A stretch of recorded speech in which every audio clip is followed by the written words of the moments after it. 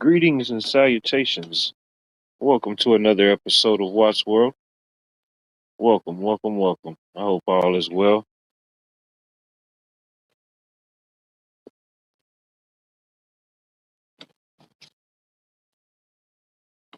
Well, we survived another week. Let's see who we got here. Mary Freeland, good to see you. Anthony Crouch, Cheryl, Miss Bonnie, it's good to see y'all. I hope all is well.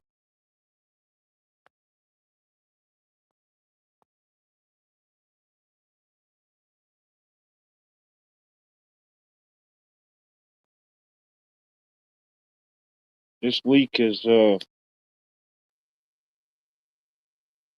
I don't know. It was an interesting week to say the least. Um, Here locally, nationally, globally, you know. But nothing wrong with a few challenges, a few tests along the way, help strengthen us up, fortify the armor,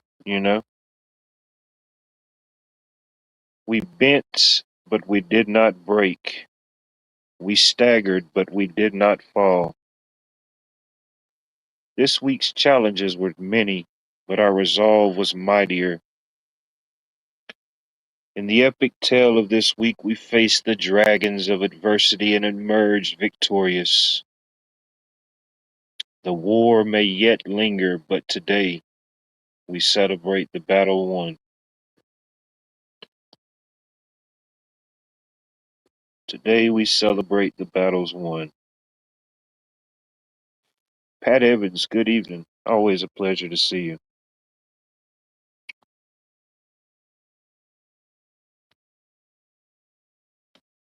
I know it's what's today's date? The 24th. Yes, day 24 of no April showers still. Fancy Oak, good to see you. I hope all is well. I know it was tracking the wildfires that's going on down in South Georgia. I don't know if anybody's tracking of them, but it's there's several smaller ones, but there's two major ones. The Pineland, they call it the Pineland Fire. That's in Clint County, Georgia, and I think of as the reports that I saw this morning, it was over 31,000 acres, and it was still, I think, about maybe 10 or 12% contained. And then the second one is the Highway 82 fire in Brantley County, Georgia. Both of those are in South Georgia. The Brantley County fire, it's over. I think I saw one report that said it might be close to 10,000 acres, and they say about 20% contained. Um, I forget how many homes they said has been affected. There's been uh, hundreds of homes destroyed in the process, people getting displaced. But yeah, I was just about to say that, Fancy Oak. Even here locally today on 520, Interstate 520, which uh, runs through here in Augusta where I live, but it also cuts through and it goes through South Carolina. On the South Carolina side of 520 today, probably roughly, I don't know, a quarter to 12 or 12 p.m. Eastern Standard Time. Um, some type of fire was reported. Um, I forget how big it grew or to what level. I think it's pretty much contained now, but it got pretty bad. Of course, no rain. Winds were pretty steady today. The particular area it happened in, it was a pretty bad area because there's homes, schools, and stuff like that. I think like two or three schools had to be evacuated. They sent all the staff and kids home early.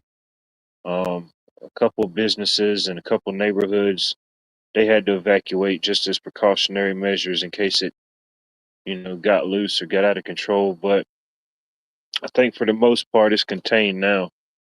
Um, they brought in different airplanes and like helicopters that handle that type of thing that assist in like dumping water, those type of things. They brought a couple of those in, along with local firefighters from both sides of the river, first responders, that type of thing. But yeah, the air quality today, it was kind of a little sketchy. And at one point, I was looking kind of towards the Carolina side, and I said, "Man, almost looks like rain," but I know it ain't no rain. But heck, it was just a bunch of smoke clouds.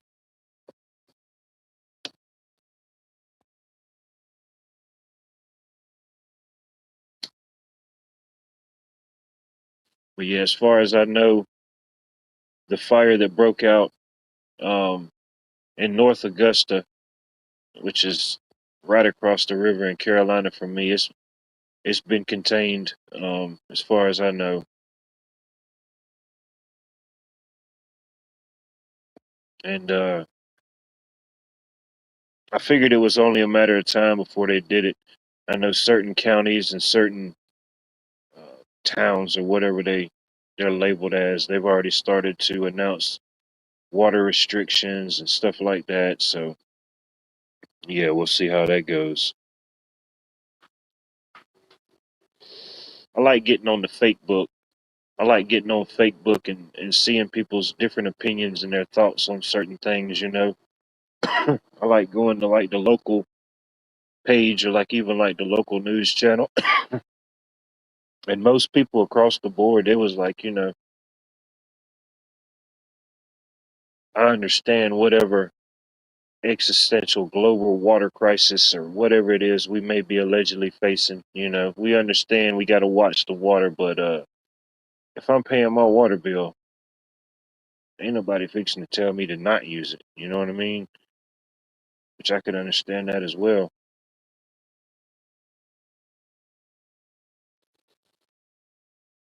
But it gets to be a slippery slope on those type of things when they start implementing those type of rules and restrictions for like residents or taxpayers, but um, certain businesses they can continue to function as normal, no problem. I'm like, yeah, well, I really like to see what's the fine or penalty, you know, what would be the fine for somebody using their own water that they're paying for, you know? I mean, hell, they might as well fine me for eating 2 pieces of cheesecake. Like, who do you think you are to consume that much cheesecake? That is way over the limit. We're gonna have to restrict your cheesecake consumption.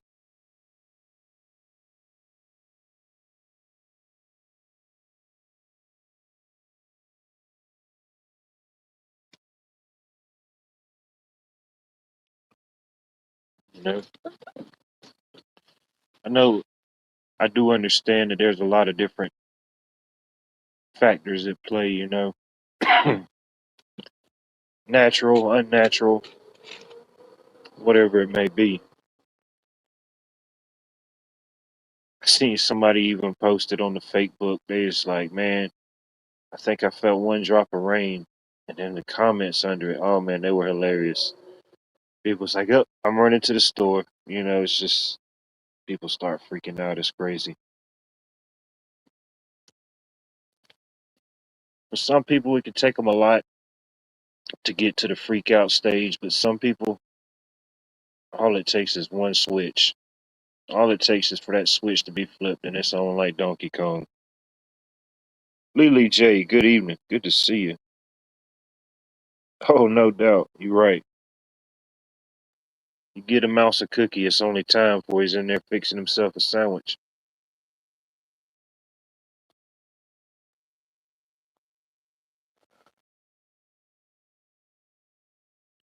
But yeah, I kind of figured they were probably going to start trying to do some type of water restrictions. I think the last time they tried that was like, I don't know, seemed like over a decade ago now. Maybe 2012, 2013. somewhere, I don't know, one of them years.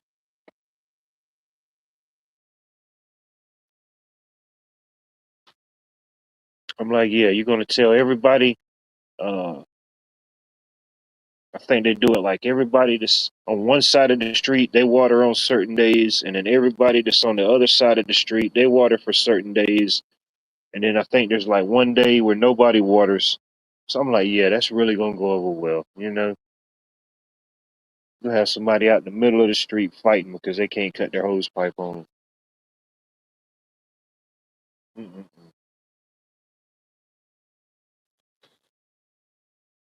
Oh yeah, just a little smooth finish. Just a little nightcap, just a little nightcap to a well-deserved meal.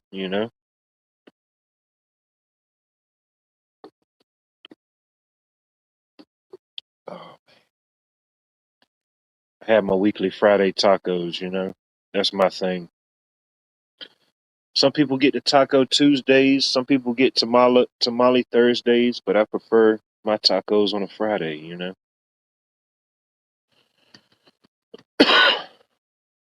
I usually get a certain type. I usually get the same thing pretty much all the time. I don't need a menu, but this time I switched it up. They offer a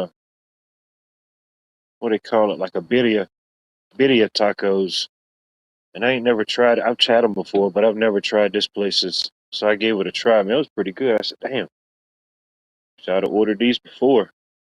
The birria tacos, that was a hit. Man, they bring you four big old fat tacos. They're loaded with the whole birria meat, and it's got the bowl of consomme and oh man, the rice and beans. Shoot, I was in a consomme coma there for a minute.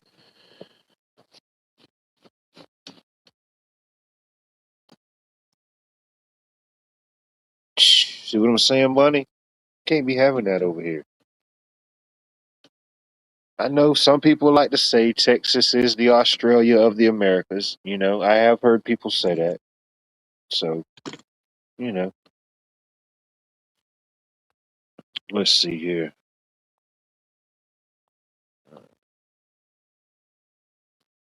Press this button. Oh, y'all don't want me to press that button. Press this one.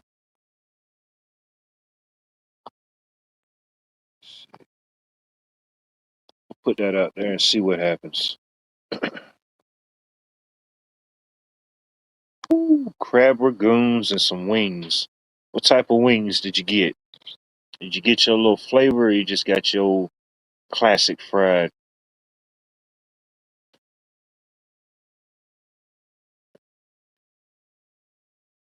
I went to this place one time. I forget what it was called, but it was like a Mexican Hispanic fused with like Asian. So it was like Asian dishes with like a Mexican twist or Mexican with an Asian twist. It was pretty cool. But they had these it was like their version of a crab ragoon. It was pretty good. Like I don't know. It had like smoked. I don't know. It's like smoked or something. It was a totally different flavor. But I mean, if you like crab ragoons, it was good. But it was like on a whole nother level. Can't remember what the name of that restaurant was. There you go, classic fried Chinese style. You can't go wrong there. Can't go wrong. Nice. A picnic at the lake. That's what I'm talking about. Damn, now I'm jealous. I got to see the lake, but I didn't get the picnic. Hey,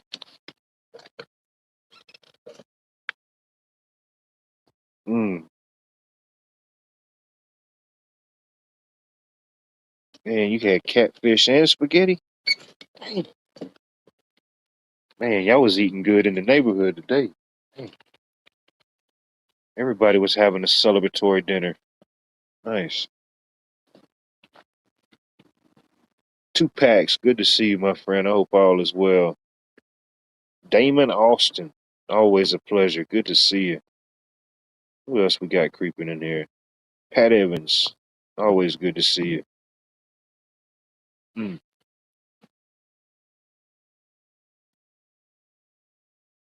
I had some spaghetti the other day.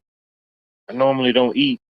I normally don't eat like other people's spaghetti or um, spaghetti as a dish. I probably would never order it out somewhere. If I go to an Italian restaurant, I probably wouldn't order it. But I make it at the house. It's one of them things I only eat it if like I make it or like my mom makes some. But anyway, make a long story short, there's this like country cooking soul food place we did some work for. So she always hooks us up when we go in there. She got real good food, all type of stuff. But she's got like the main things each day, like fried chicken and a couple other things each day. But some days it's different. But Wednesday is baked spaghetti day. So I went up there and gave it a shot. I was surprised. It was way better than I expected. It looked good. I said, well, heck, I'll give it a shot. But yeah, that was probably one of the few spaghettis I've had outside of the house that was actually edible. Let's see here. Oh, it's all chaos going on in the background. We're already at DEF CON 2. Hope everybody's sitting down. Coming in hot is Bonnie. Hey, Watt, how are you? Shoot, you don't even want to know. Welcome. Thank you. Oh, just living life and loving life and trying not to drift into a taco coma. You know, first world problems here, Bonnie. First world problems. Good luck with that. Oh, well, if it just keeps running, we'll just keep talking. Rosie Young, good evening. Good to see you. I hope all is well. Happy Friday to you. Man. So I've been checking on family. That Yeah, fire's actually, my stepmother's in Florida, but it's it's there. It's concerning her. yeah. So It's close to that Florida Georgia line. Even if she doesn't get impacted like from the flames, which she probably won't, but her air quality would probably be horrible about now. yeah, and I asked her about that, but she never did answer. And my her sister, my step aunt, she's above Atlanta, so she should be okay. Yeah. They make it so of course the air quality is kind of give and take, depending on which way the Mm-hmm. flow is going for the day. But the day before yesterday it was pretty rough. And then after lunch the air quality started getting down a little bit. It's cleared up a good bit now. But Well, I was yeah, looking at that area, and that's right where we were. It is like yeah, you were right there on highway, what's it, 82, and yeah, you were right there on 82. yeah, we were all over in that area, staying in the B&Bs. And that one picture, it looks like homes are burning. You want me to pull that up? Yeah, you were down there. That's if you were on 82, that's the 82 fire in Brantley County. Mm-hmm. We were in Brantley County. Hmm. Yeah, if you got a video, pull it up by all means. Well, it was one of the pictures. Oh, there you go. It's even better. Okay, Pictures are worth 1,000 words. hopefully it. Even in shrinkflation, Bonnie, pictures are still worth 1,000 words. They say. Oh, for Pete's sakes. Okay, it's gonna take me a minute because All I right, thought I that's emailed cool. it to me. That's why it's National Scream Day. I see these things unfolding. In case you want to let it out, you can do it. Just, you know, thinking I might do it during the stream. Randomly. You just don't know. Might just have to yell it out. Oh yeah, it's Scream Day. Ah. All right, now, Tom, I didn't think it would get that serious now. Whoa.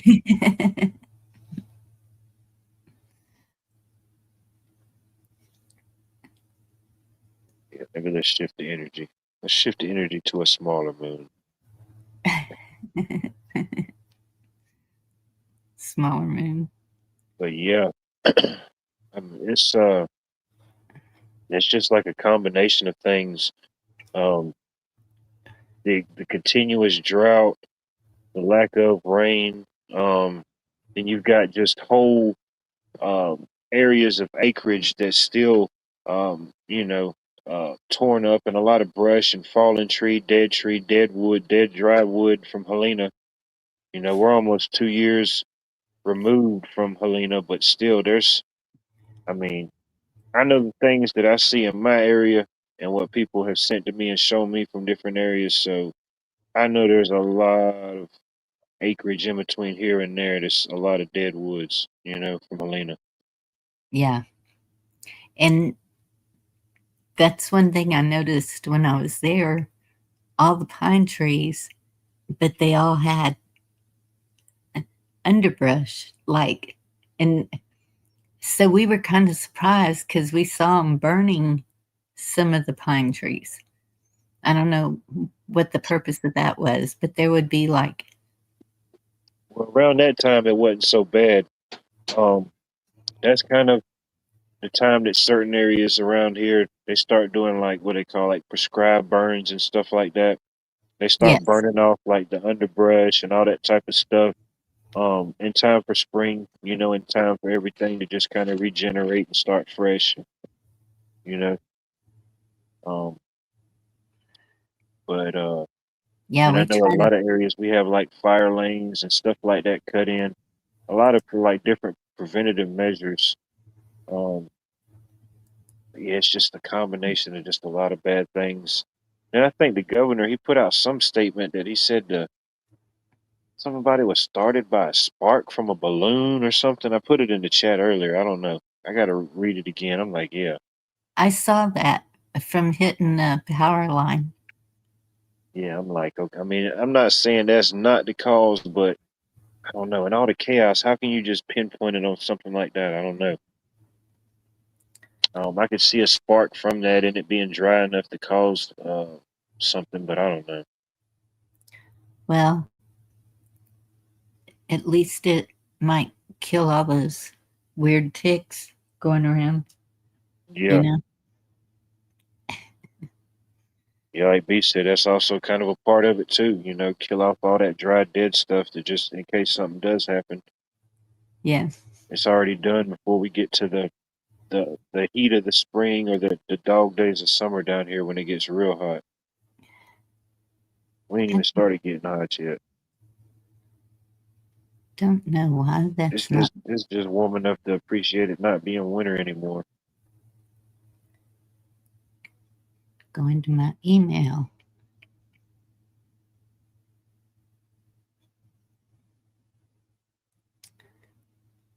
And then if there is a bright side to the whole lack of precipitation, Ah, there it maybe goes. it's keeping the mosquitoes down. I noticed a few last week, but since then I haven't noticed any. So maybe it's neutralizing them, whatever they had going on. Oh, that's good.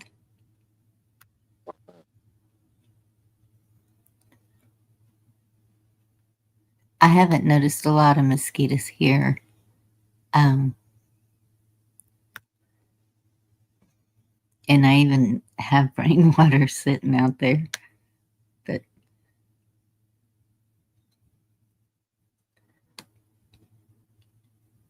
Well, they threatened to give us some rain this weekend, but I checked it this afternoon and nothing. it went away. Took it away. Okay. I think It South went. Carolina absorbed it all before it got to us.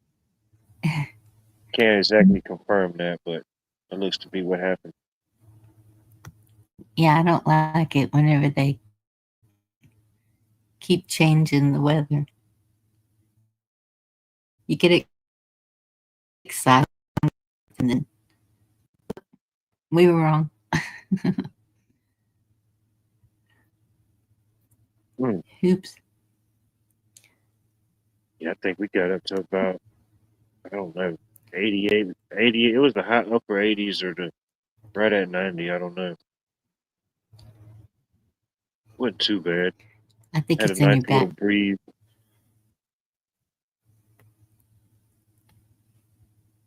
What'd I do?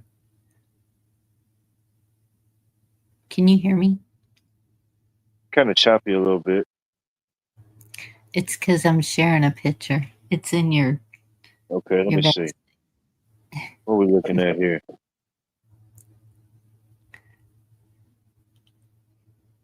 That's one of them. Yep. That's That's one of the that's aerial shots from the wildfires that's going on down in South Georgia. and those are homes. I don't know if Yeah, y'all can that's a see. neighborhood.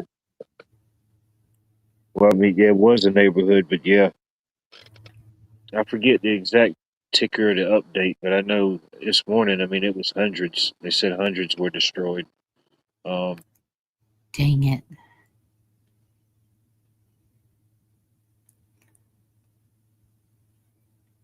hmm,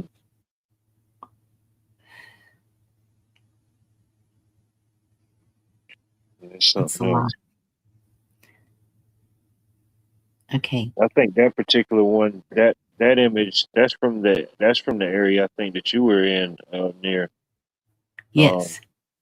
and that is the smaller of the two, but I mean, it's still. I think it was like 15% contained, maybe. I think they said.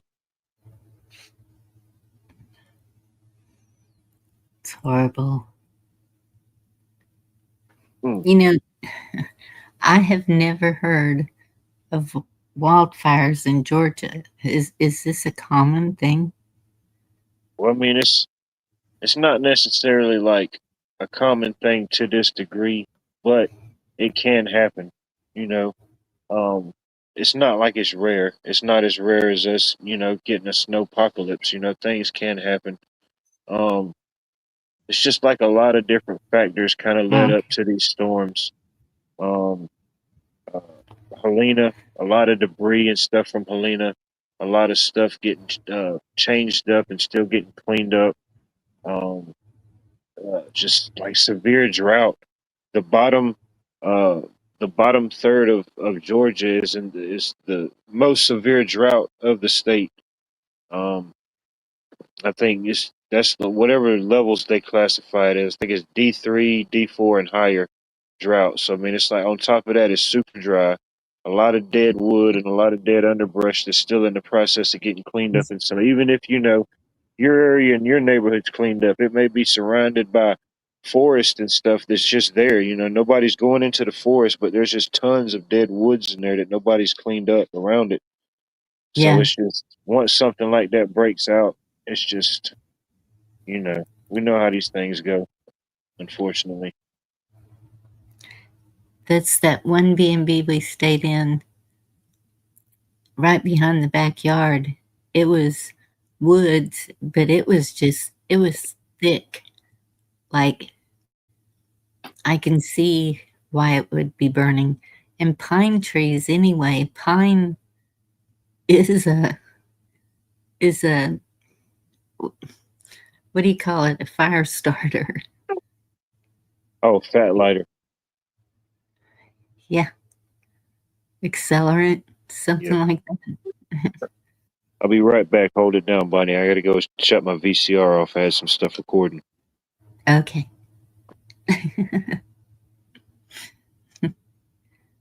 Yeah, pine sap.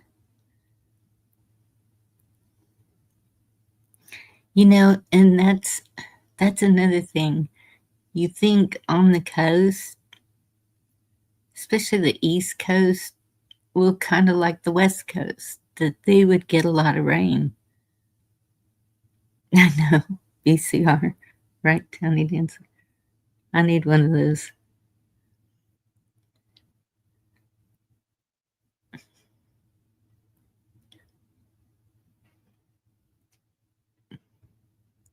We're usually the ones in a real bad drought right now and no rain.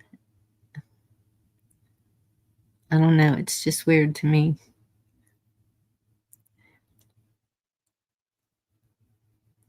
I'm in Texas, South Central Texas.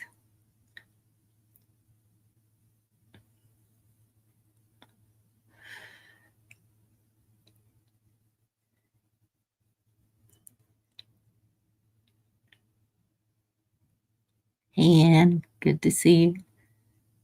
Someone flipped the switch. Exactly, Pat. I mean, it's not unusual to get thunderstorms, but we've had a lot of rain, like 4 inches in one day, but it's been almost every day raining. The past 2 days it hadn't rained, and it looks like it's not going to start raining again here till Tuesday, unless that changes. We know it can. All right, I'm Nope, back.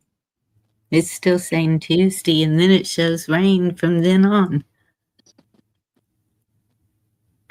And I got my barrel out there, and so I need to get my gutter hooked up to it and start collecting that stuff.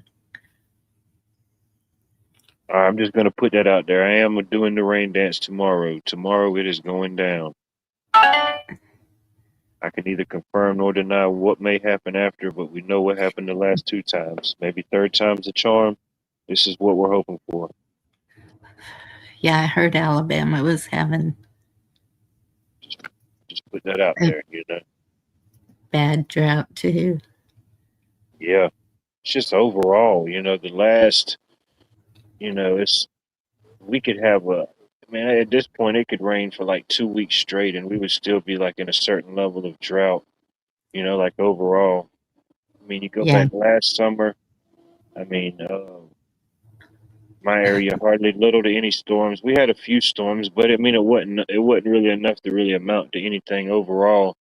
Um, and then you go back the following year before that, that was the year we got Helena, and that year there was like periods of like no rain, no precipitation unless there was a hurricane coming in, and then we got Helena, and then boom, we got everything all at once that we didn't even know we could get. You know what I mean? So yeah, these weird weather patterns. You know, even the year before that, um, tracking certain things just in my own memory. You know, different things that happen, different seasons.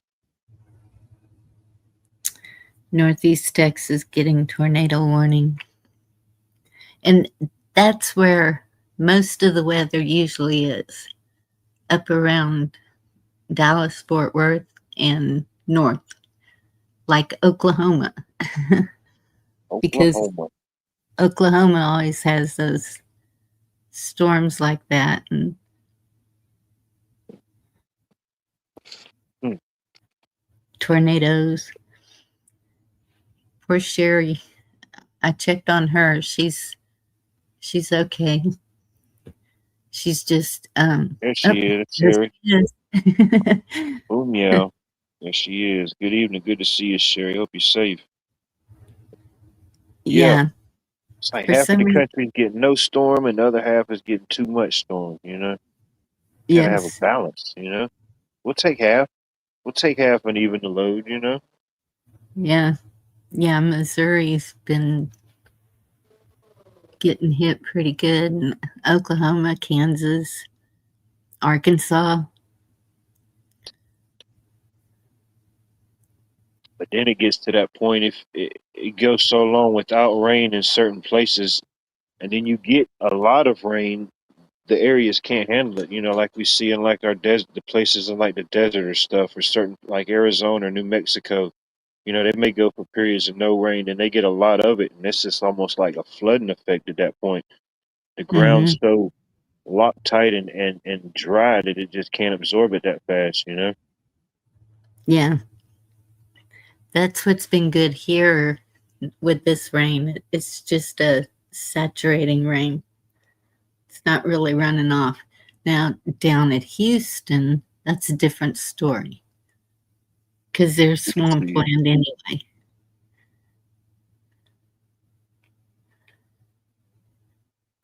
Good to see you, Max. Good to see everybody. The watchers, the waiters, maybe the haters, definitely the future participators. I love you all. Sherry's got water standing everywhere. For some reason, her computer keeps shutting on and off. And I told her maybe if chessboard or Navy vet, if she sees them in a chat, Is it they could help her. is it just the computer or is it other things? I think it's just the computer. Okay. She been getting like storms, lightning, thunder. Yes. Yeah, I think they ran their tornado watch last night.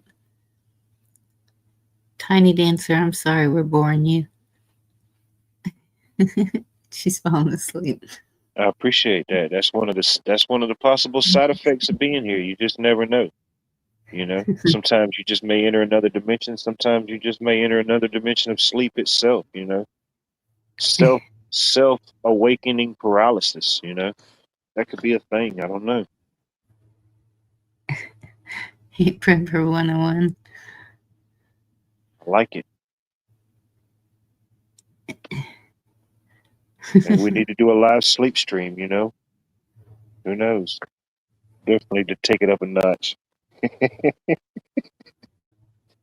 Oh, Well, my friend but and I were talking today, the one that was going to come spend the weekend, yeah. and she's not coming because her BF showed up. But anyway, she's getting a travel trailer and she's going to go park it down at the coast, rent a lot, a space or something. So we have a place to go to the coast all the time. And I Okay. said, Oh, she's renting like a permanent place, not just like a weekend thing. yes, Sweet. except it'll be there when we decide to go on trips. And I said, we need to go on a trip. And It's then I good to was know telling her, people. yes, I was telling her about these fires. And she says, oh, wish we could have some muscle and go help. And I said, well, we can make sandwiches and pass out drinks. And she said, yes, we can. So I don't know. We'll see what happens. Yeah, we've all got enough muscle to do something. Yep. We all have the strength to do something. We all have different strengths, different level of strengths, different ideas, different whatever it may be, but we all have the strength to do something, no matter how little or small. Yeah. I used to form an assembly line for sandwiches at the fire department. And you can whip them out quick when you do that.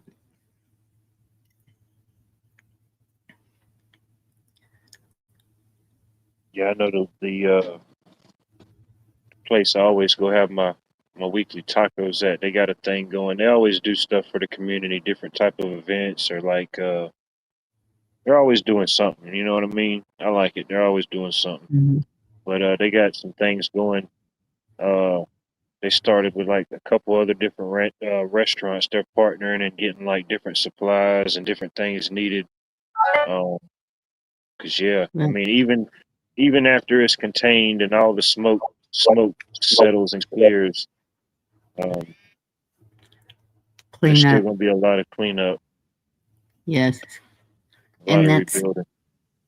another one of my friends. He's always taken a group to things like that. And so I'm going to check in with him. I know. Maybe I need to have a non-soothing voice. I need to make it less non-soothing, more unsoothing, unsettling. But then it's just, I mean, it sucks because a lot of those people, I mean, they're just starting to get some type of structure and normality Mhm. back to whatever life is normal. From Helena, and Yeah. life and whatever else is, gets thrown at us on a daily basis. We all go through tests daily, but thinking, man,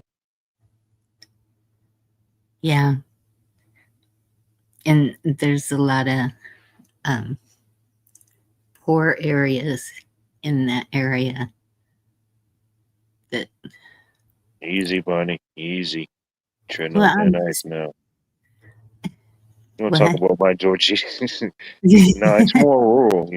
It's rural. A lot of farmland. It's um, even like the whatever historic value of certain things, or even like heck, it's right down there near the getting into like near the Okefenokee and stuff. And it's crazy just to think about certain things or coastal areas or even like near a swamp. It could get to that level. But yeah, Yeah. it's a lot of things at play.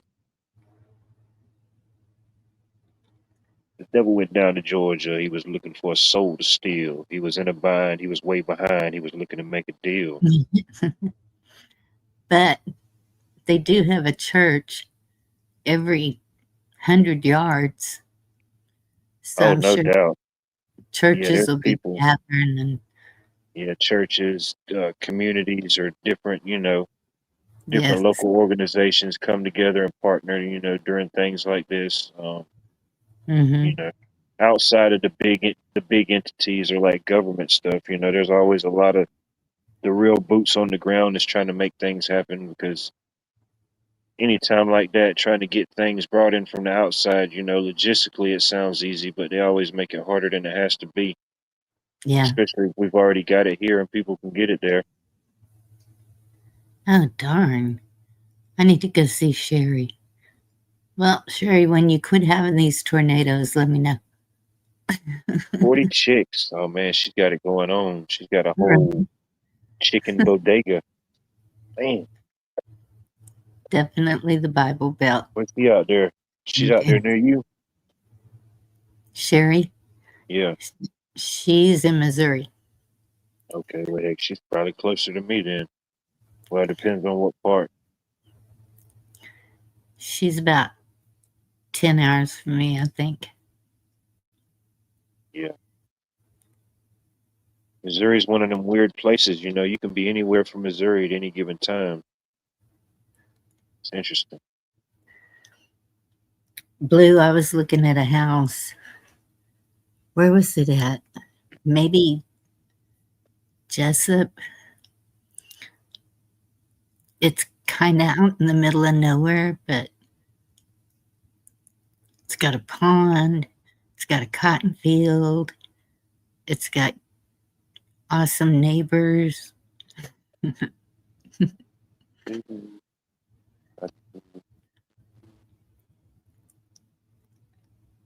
Yeah, there's a lot of nice little small towns and places like that still, places you wouldn't even think still exist. They're still Yeah. holding on. They're still there.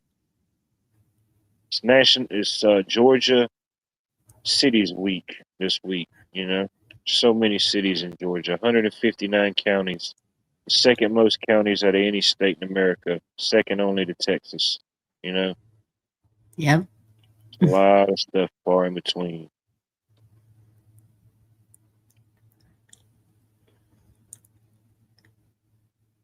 What do you mean, but not land?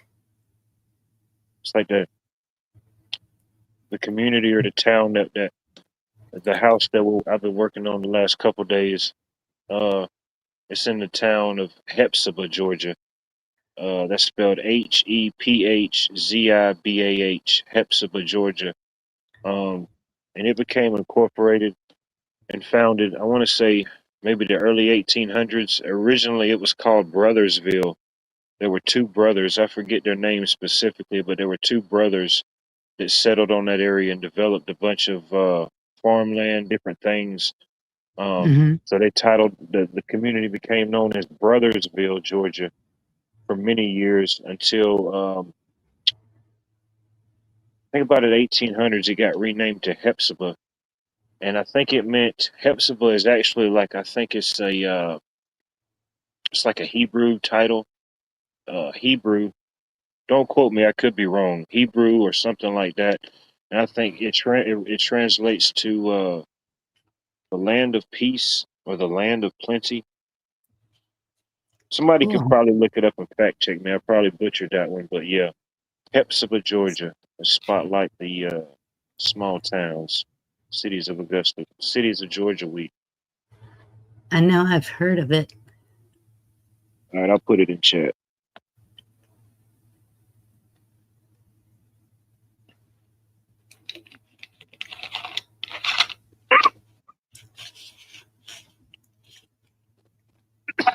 There may be,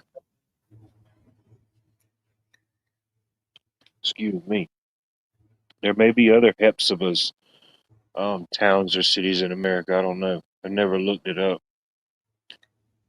But you can always tell when somebody isn't from around this area when they try to say Hepzibah or ask you about it.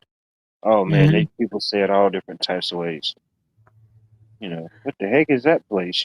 Where is that? Yeah.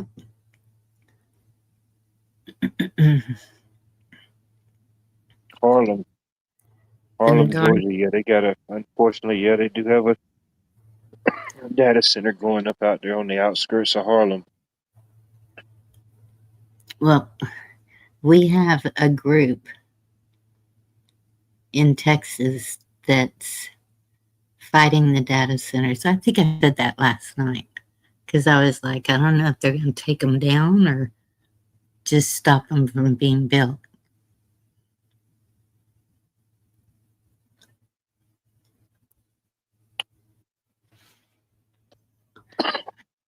All right, I'm going to look it up. I think I've got some links about Hepzibah saved.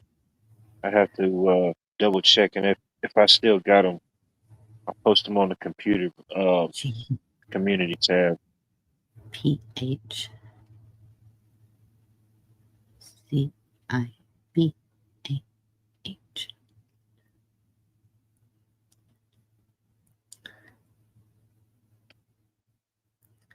Yeah, Harlem is home to the Laurel and Hardy Museum. If you're familiar with that comedic duo. Mm-hmm.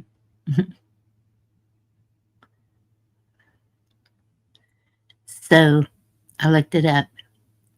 It's a biblical name meaning my delight is in her.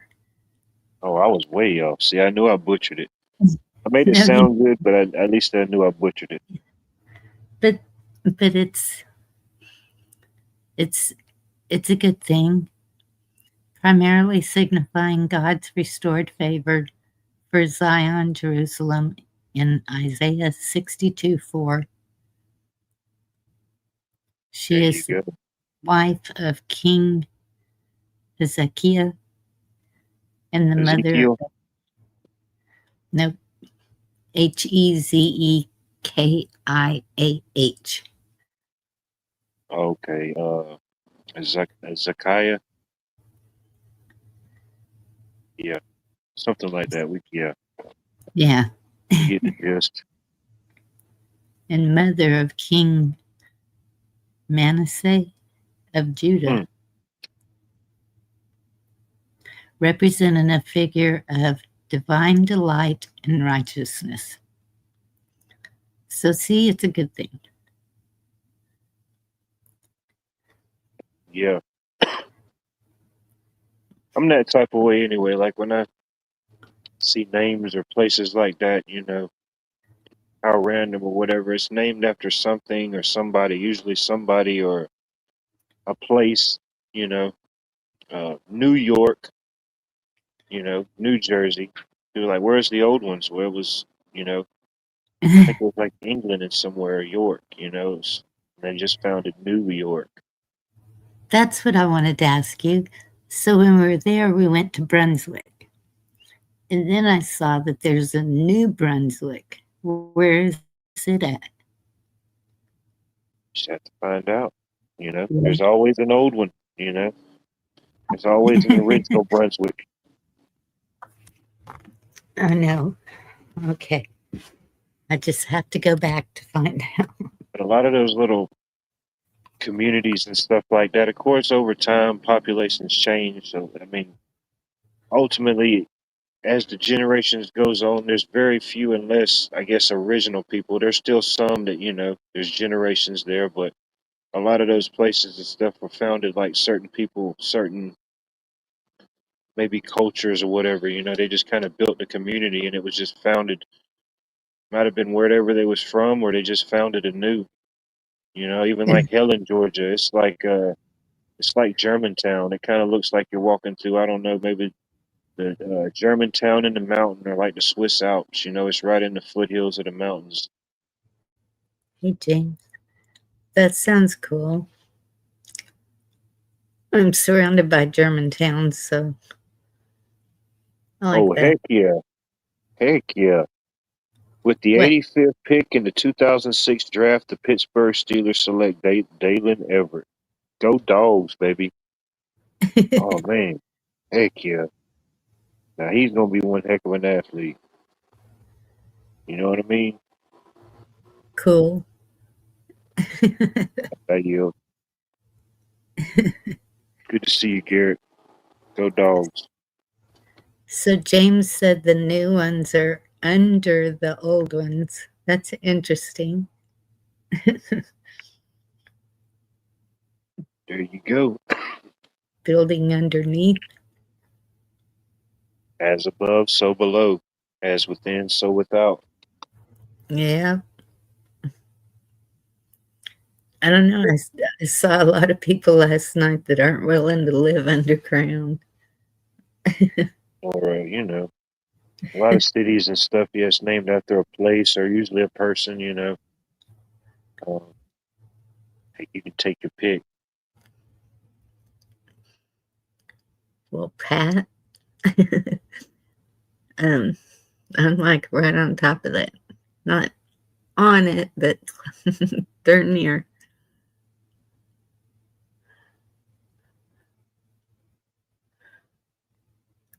Yep. Yeah, my daddy had a lease in Hunt, Texas, and that's over there where that huge flood was. I don't know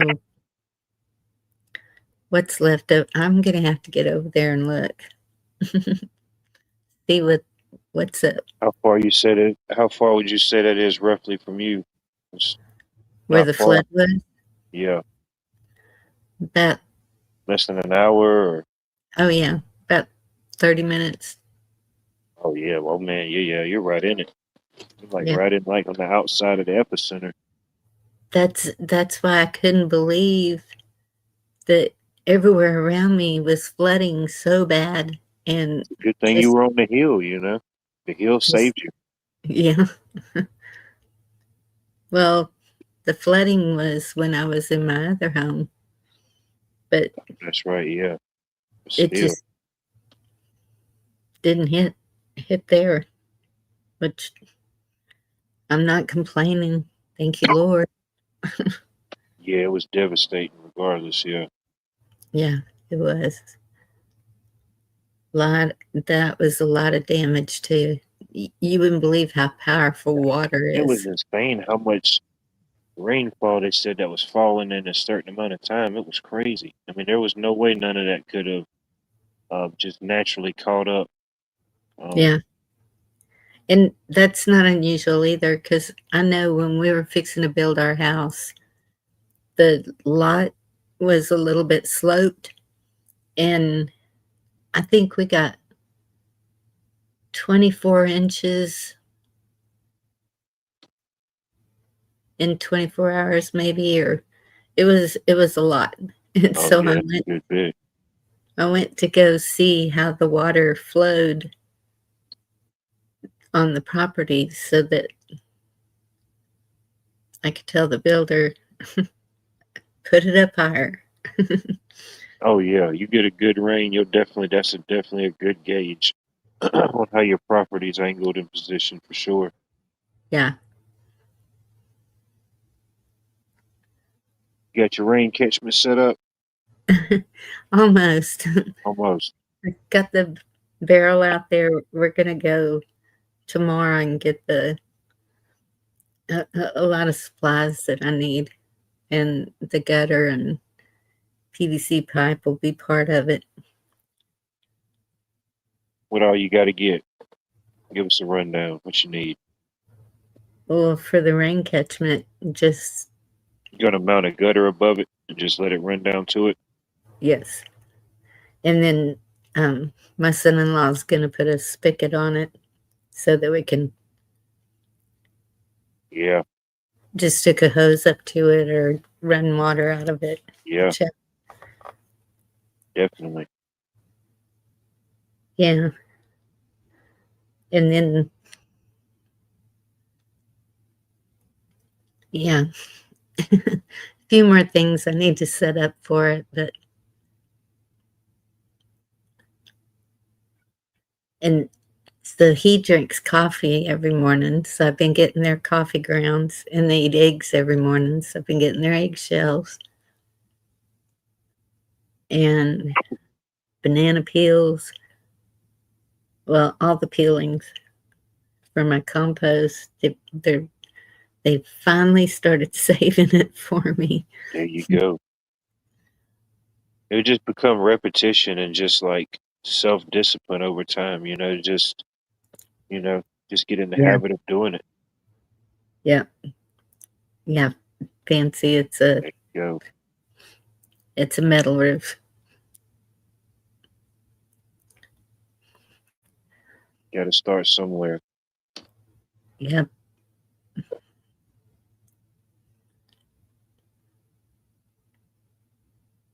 Yeah, I'm trying to make my own soil. I've got 2 baby pools full, so I just need to keep adding to that. Then I want to get some copper wire. I saw just taking a stick and wrapping it with copper wire and putting it inside your garden creates a energy thing. You would want Plus, to have like a um. Now, of course, I'm no expert on what is it electro electroculture. I think that's the title they call it. I'm no mhm, expert, but just my limited understanding of uh, electrical. You want to have like a complete circuit, whatever that circuit may be. If you had like a stick and you put copper wire on it, it would be kind of like isolated to that zone. Now it may enhance like a little bit around it, maybe like a uh, like a Wi-Fi booster or something. It may naturally enhance something right there. But I think maybe if you want to get a good effect, like if just to try out and see if you get a full effect from it, mhm, if you haven't got you a raised bed or an area that you're going to develop, if you get something, some type of wiring or whatever you may get to use, um, do like a circuit. Maybe put um, uh, a post or something on all four corners, and then just run a wire. Just do a big X, so that way the four corners and that wire is overlapping in the bottom, maybe, and then kind of put your um, stuff on top. So maybe I don't know. Now I'm no expert by any means. You know what I mean? This is all just alleged stuff from the little bit I've seen of videos and my understanding of what I think I may know. But have like a complete circuit. So if it does what it may do or can do, it will probably enhance it. That whole garden bed could become enhanced, possibly. Whatever it may mhm. be. Yeah. And you can even go further. Yeah, like Fancy Oak said, 3 foot out. Because even like when you do like preventative measures, like when you do like natural things or whatever you may do for your garden naturally, you know, you don't want to just stop right there at where it's growing. You want to go out a little bit, like like she said, 3 foot out. Have you a little barrier. So if nothing else, there's like you've got that extra little preventative barrier around your stuff. So where it's even harder for them to even get to it. They got to go through that little firewall to even get into it. Yeah. Hey, Jerry. She also said make sure you wrap it the way the toilet flushes. That's interesting. She said, "What now?" Wrap the wire because you have to make like a spring type in the middle of it for Yeah, some reason. And she said to wrap that the way the toilet flushes.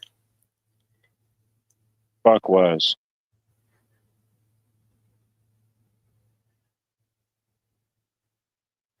I don't know. Mine goes straight down. I think. I don't. I don't think it does that swirl thing. I don't know. You don't have a swirler, you may not know. You know, who knows these things? At least probably 5 people is going to go check and see which way theirs is flowing right now. I bet you. Give it about 1 minute. We'll have some updates. But if you're in Australia, it goes the other way. Yeah, where's our Australian correspondent? We need to know these things. But yeah, there's definitely. I mean, if it does what they say it can do, I mean, there's definitely a science behind it. You know, I mean, I see there's ways to enhance it or do certain things. You know, um, there's definitely a lot of knowledge on just so many things, but just gardening and self sustainability and doing those type of things, just Hmm. um, living that type of way. Not because you really have to, because that's just but you know it. You know, it's definitely a big void in that type of thing. Or Yeah. even the things we can grow. Just think about the seed bank. Think about all the things that we can grow, but just how much it's shrunk. If you look into the seed bank, how it's shrunk in like the last 100 years, just like here in America, not even counting globally on Yeah. certain things, it's dwindled down to shoot. What was it like? What did they say since the early 1900s until now? This was a study I looked at a couple years ago. It said like 92% of the seed bank was like pretty much gone, allegedly, as far as the availability and stuff we have access to. What in the world? Yeah. I need to learn how to save the seeds and what to Definitely. do with them when I Yeah, if you save them. can grow extra, so that way you can have some just dedicated to saving them. Yes. Because jalapeno seeds, those are really easy to, all the pepper seeds are easy Yeah, to get out. Tomato seeds are a little more difficult, yeah, but my son-in-law, he started a lemon tree from a lemon seed. there you go. It can It's be done. growing.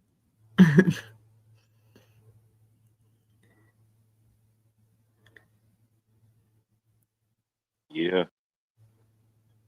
And if you can, it's always good to grow a little extra if you plan or want to save your seeds. If you're not, if for people that's not already doing it, it's a good thing to already be doing it. That way you've got, however many generations in, Hmm. and there's people out there growing crops that from seeds that their grandfather had, or their great grandfather.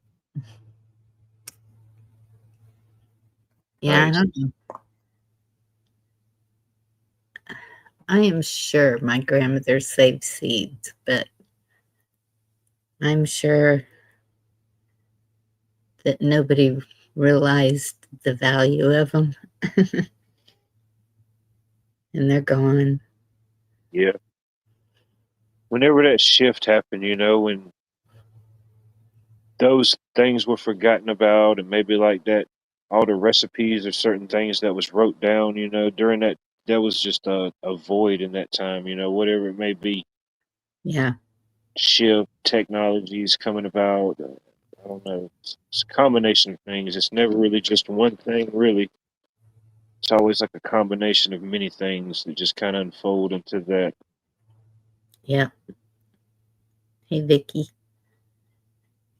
Sherry, Hey the Vicky, ice you so killed fine, you so fine, you blow my mind. the ice killed my pineapples. I gotta start them all over again too. Man, can even have a pineapple frosty. Pineapples are tricky.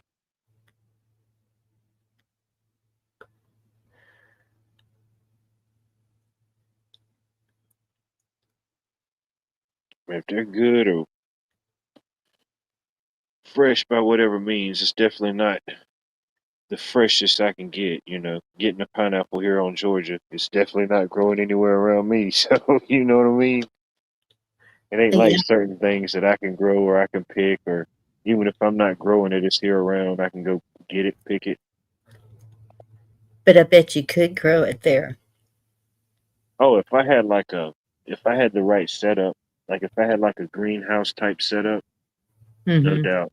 Because I mean, just like you get the snow apocalypses, we got one here. It's not uncommon. The once a year, 1 day event that could neutralize it. Something like that. So it would have to be uncontained or in a pot that where if it did happen, I could bring it in.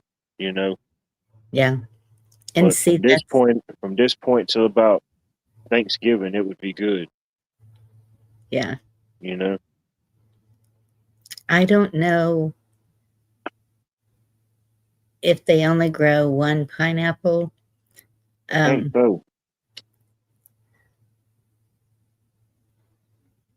all bees froze off.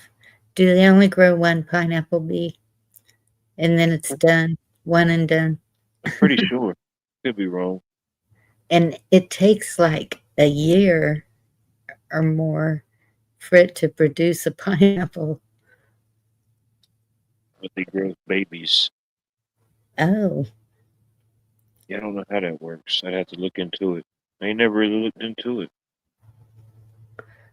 It's like, yeah. I only looked at how to grow them. I don't know what their season is. yeah, I don't know. Uh, Wherever they're grown, imagine pretty like a tropical or subtropical climate. Yes, like Where it don't ever get below probably the 70s at any time during the year. I think Brazil grows pineapple. Brazil, maybe I don't know yet. South Africa, Hawaii was known for pineapples. I don't know if they still are. I yes, don't know if that's still a big export. yeah. Maybe parts of like Indonesia, maybe some parts of Asia,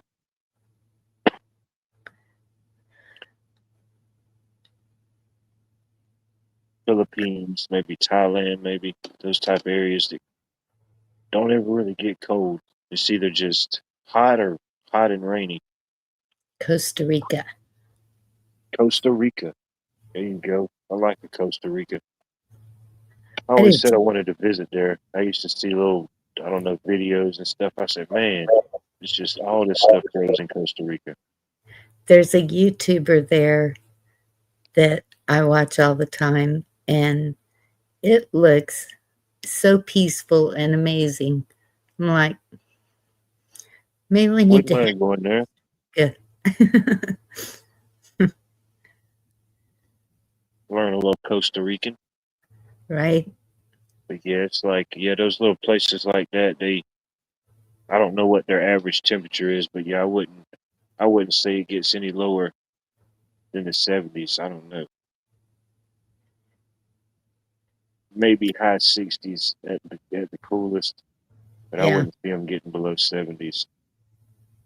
that'd be nice. Muggy. Mm.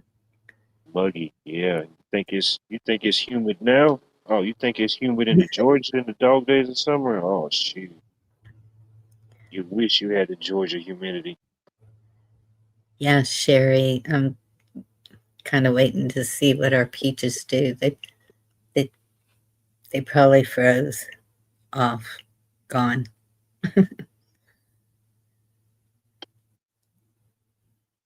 Some took some damage, but overall I think a good part of them maintained. It's gonna be interesting to see what they've done to keep up with the water supply to be able to keep all the orchards and stuff watered through all this non-rain. 101. I mean, they've got it. I mean, they've got irrigation, but it just has to run that much harder, that much more. Bee Charming's ready to Zip line through the trees. There you go. I might be down for a zip line. I ain't going first. I got to see that it can be done first. I might go third or fourth, but I'm not going first. You never go first. No, Not if you're over 6 foot. You got to be under 6 foot to go first. That's the rule not for me. of that. Yeah, that's the rule of zip lining.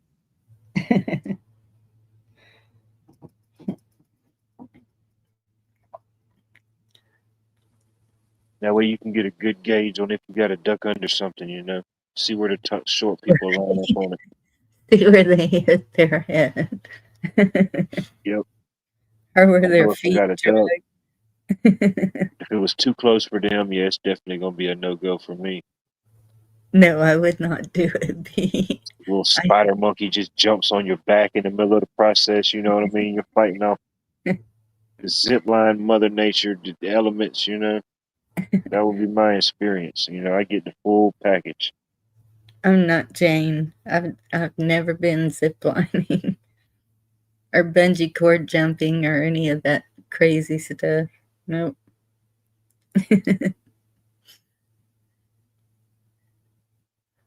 Allegedly.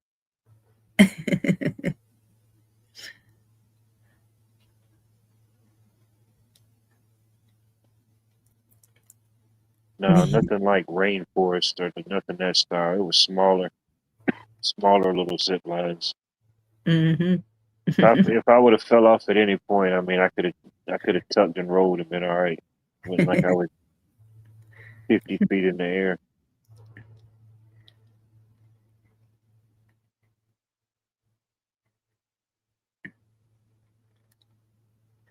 Bee's never done it either. My kids love it.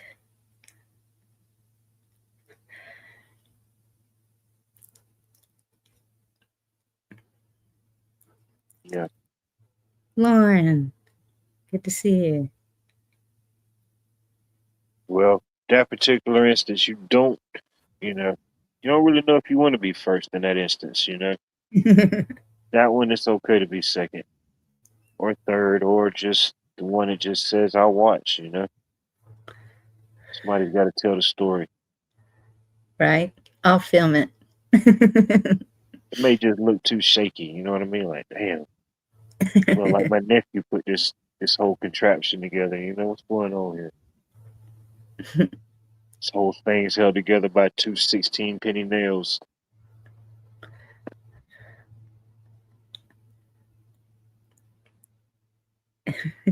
Oh yeah, you definitely ain't lying about your weight in that instance. You know what I mean? No matter who you are, you got to be up front. You know what I mean? Telling him. Don't be trying to lie and take 15, 20 pounds off. Shoot. You the wrong harness. No bueno, bunny. It's a no bueno situation. Yep.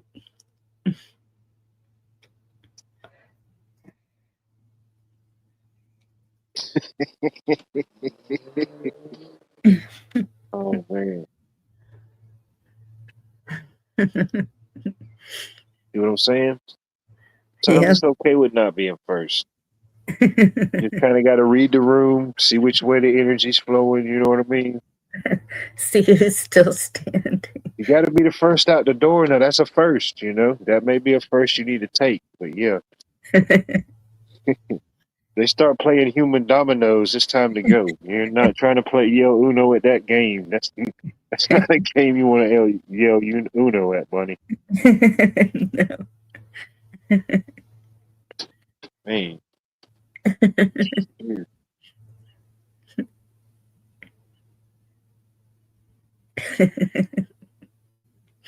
Did I even get here?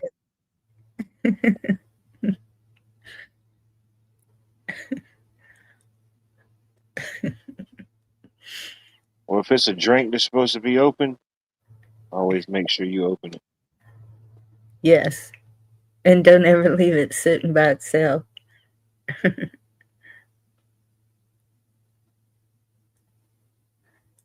Yeah, that happened one time. I don't know. It might have just been in my mind or what. I can't remember the specific circumstance, but it was at a job, and this lady brought us some water, and oh, it's been a while back. But when she Hmm. handed it to me, I didn't really think about it. But when I got ready to take the top off, the seal was already cracked open. So I Yes. said, "Nah, I don't know about this one." You know what I mean? It Yep. just the whole situation didn't really feel right. Anyway, it was more factors at play, Bonnie, than just the water itself. But yeah, Yeah. Don't told my do it. coworker, I said, I ain't telling you not to drink it, but I'm not drinking mine. He should drink it. He said we had waters, we had waters in the cooler, we had waters, but yeah, Yeah. And that's bartending and everything. And they tell you to do that, um, to open everything.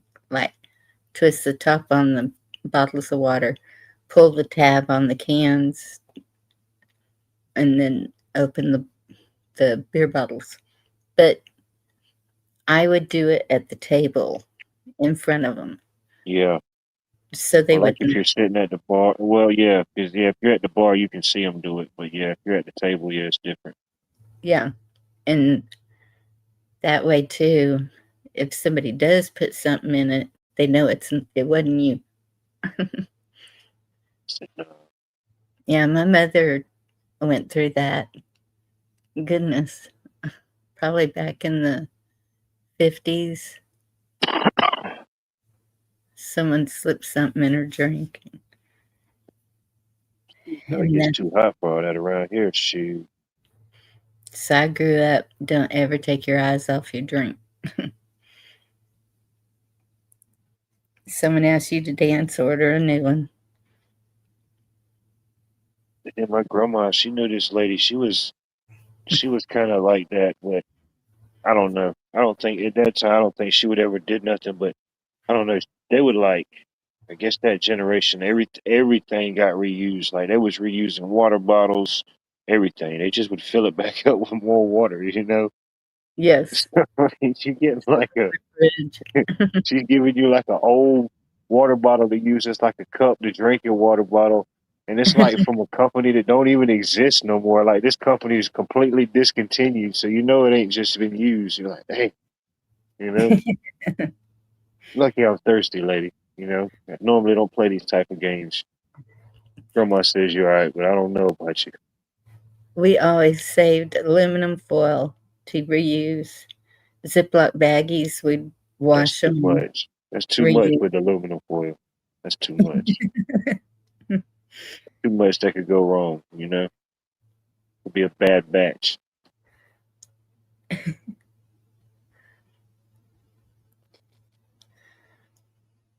You got a safe word for tonight? I don't know. I think it may be too late. Once you cross a certain threshold, it's like what do you do? Yep. What could it be? What should it be? Somebody could have felt emotionally distressed at some point. They had no way to relieve themselves. You Mhm. can't wink in chat. I don't even think they give you the wink emoji no more. I think they discontinued it. I do too, Sherry. So when you put the big silverware in the drainer, you stick a Ziploc baggie on top of each one so it can dry open. Now, I admit I have reused certain things, but I draw the line on aluminum foils. Well, it depends on what was in it. I mean, if you just used it to, I don't You know, like to put it on like a top or something, like the top of dish. yes, or Okay, yeah, I could see something like that. Yeah. wrap some tortillas and stick them in the oven to warm up, or Oh yeah, yeah, yeah. it's got to be clean. I was just imagining somebody like taking like out putting it in putting it in a dishwasher and getting it out and taking like a little iron and running across it, getting it all crisp and square again. You know, you got your fresh little aluminum towelette. You know, I don't think I go that far. but like there's a lot of people that in their kitchen right now. There's probably a bag full of bags. You know, there's probably a grocery bag full of 1,000 grocery bags right now. Hey, Things stand in happen. my kitchen. You know, I probably don't have that many, but I do keep a few. You know, they come in handy for Yes. throwing some stuff in or keeping a couple in your car just to throw away some trash or something. You know, or Well, keep one on the little middle thing, just throw trash and what stuff in. yes.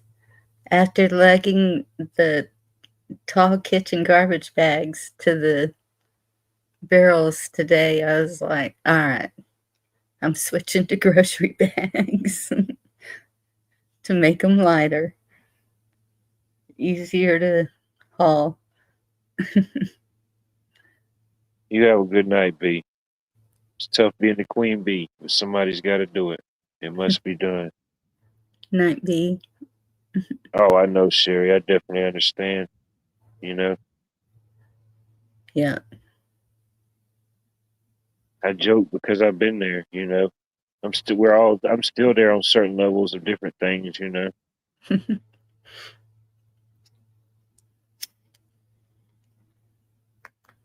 Yeah. Well, when I first got here, I was told to put it out at the front and it'd be picked up. Well, that happened maybe twice. And then it stopped. And so I was like, all right. So usually my granddaughter and I take them down, but because you got to go down to the bottom of the hill to put them in the barrels.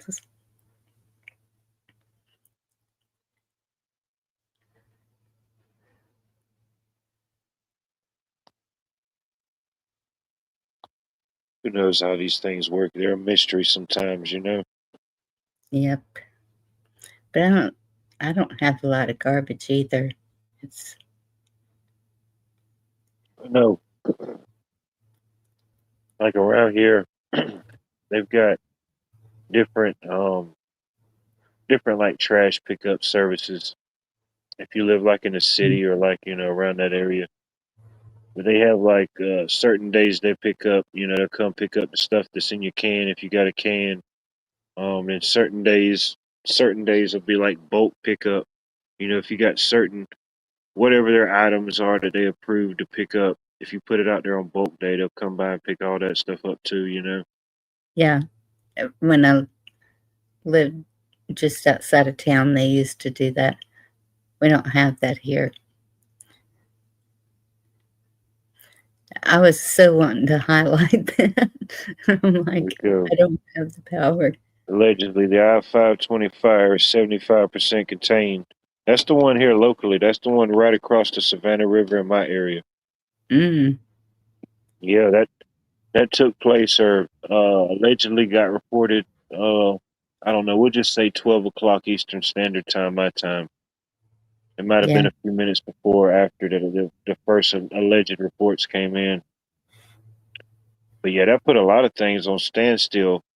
Even on the Georgia side, people trying to get back across because people live on either side. There's people that live here on Georgia that work in Carolina, people that live in Carolina.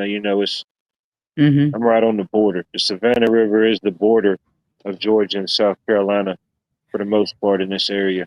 But I didn't know yeah, that. they shut down several schools because of it, several businesses and stuff. The standard evacuation procedures, I guess, that they have in place for stuff like that. Once they seen it got to a certain level and could get to, you know, Yeah. the area is seeing it's a highly populated area. It's a highly traveled area. Um, but yeah,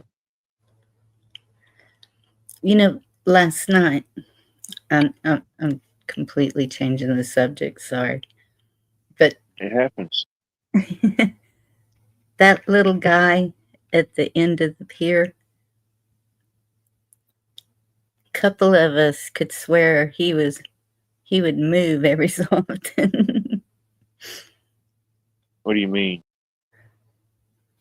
Your background, the little guy at the end of the pier there.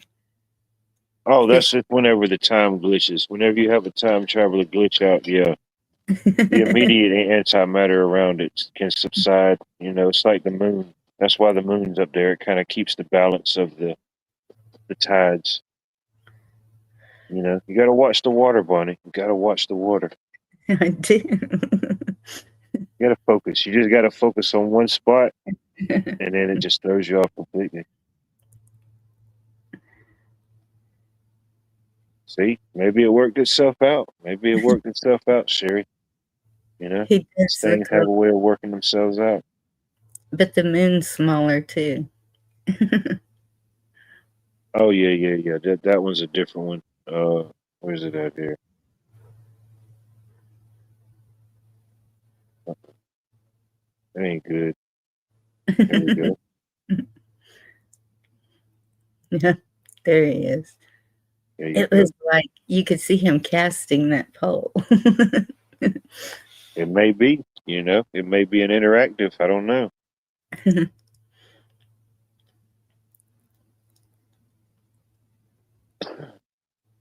Pentagon whistleblower rumor on Sumerians are returning, i.e., fallen angels appearing in the Middle East, Iran, perhaps. Remember, they heard it here.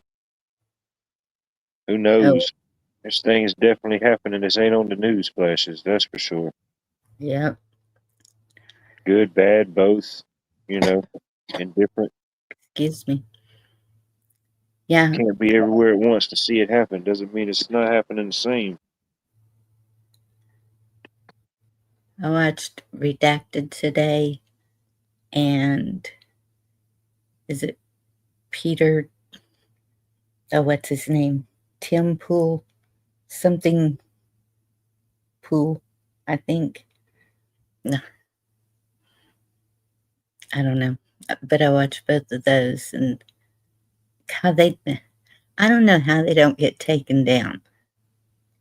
They just lay it out there. They say whatever they want to say, and I'm just like, oh, I didn't know you could do that, but they're still out. I don't know, it's different. I don't know. Maybe they're not big enough to, I don't know. I don't know what because I saw a lot of the preppers go down, and they weren't really big channels. I don't know how they decide. Yeah, I'm not exactly sure all the X factors and stuff that they put in stuff like that, but yeah. Yeah. Yeah, there's always things they consider hot topics or whatever, I have some hot topics. And, I think about a lot of different topics and a lot of different things. I guess for the most part myself, I guess until it gets brought up in conversation, I guess it just remains a thought in my mind. But yeah, there's always something. Have you heard of Howard Lutnick? Howard Lutnick? Not right off. Not saying I haven't. What's his story? What is he? I don't know what he is. He admits under oath that he's only sold one Trump Gold Card Visa for $1 million after claiming on a podcast he'd sold 1,000 of them. How much are they? How much is it for one? $1 million. Oh, the gold card. Okay. I didn't know Yes. that they had that program up and running officially, but okay. Yep. Huh. Does it say who bought it? That's uh-oh. Now they want to update.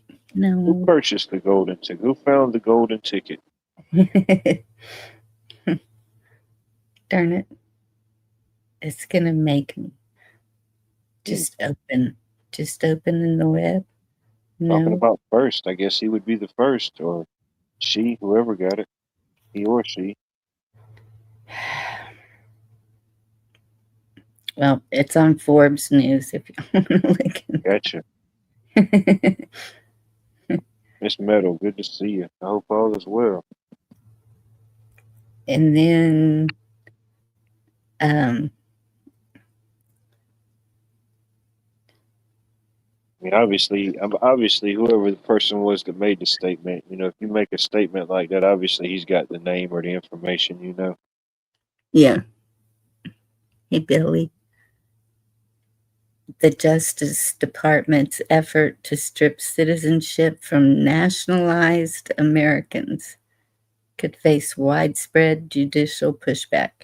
So, from what I understand, it's people who were not born in America. No, of course not. No, I'm not sure the exact specifics. It was like uh, almost like I don't know if it was a full-time citizenship. I don't know if it like, offered them like certain perks. Because if you said it cost $1 million, I mean, that's still a good little chunk of change to throw at anything for as far as a purchase these days. So Yes. I'm not sure if it was like, because even what little bit I read on it before, I don't think it was like a full citizenship. Now, like it might have been like a process to maybe get there eventually, but I don't think it was like instant. Like, hey, you give me this $1 million, boom, now you're in the club. I don't think it was like that, but whatever perks or something came with it. I mean, it's a Yeah. gold card. It sounds like there would be some type of perk. Gold card, Sure. platinum card. And then this one, and I knew he was going to do it or try to, but the Dems say, heck no. I'm not going to say what they say. What To they say, what's happening? Republicans considering Trump's pardon for Ghislaine Maxwell. Shameful way to treat survivors. Didn't they bring her out to Texas? Is she still in Texas? As far as I know. I forget when that came to the news flash. It was something, I don't even remember what triggered that. Some type of testimony or, whoever knows what they'll say the originality of that was. But yeah, it seemed like they brought her to some minor security facility, or I don't know. I think it's a federal facility. But Okay. yeah, she's She's getting in there the playing tennis, yeah. She's in there yeah. like Martha Stewart. They're in there having crochet knitting classes. Yep. They could be watching the stream. I hope not. I can't believe with all the talk about the Epstein files that he would even consider pardoning her. That's gonna. Does he know the pushback he would get from a lot of people? Oh, yeah, so even allegedly, yeah. If something like that was to happen, yeah, no doubt. I mean, the optics, from whatever type of angle that it is being pushed by the an administration, whoever would to do something like that, if it was to happen, the Yeah. optics would definitely be like, Yep. definitely in your face for sure. Even if you don't follow that type of thing, if something like that was to happen, I'm pretty sure it would be the biggest Oh news yeah. story, the news flash of that week. Maybe 2 weeks. Yep. They could push it for 2 weeks.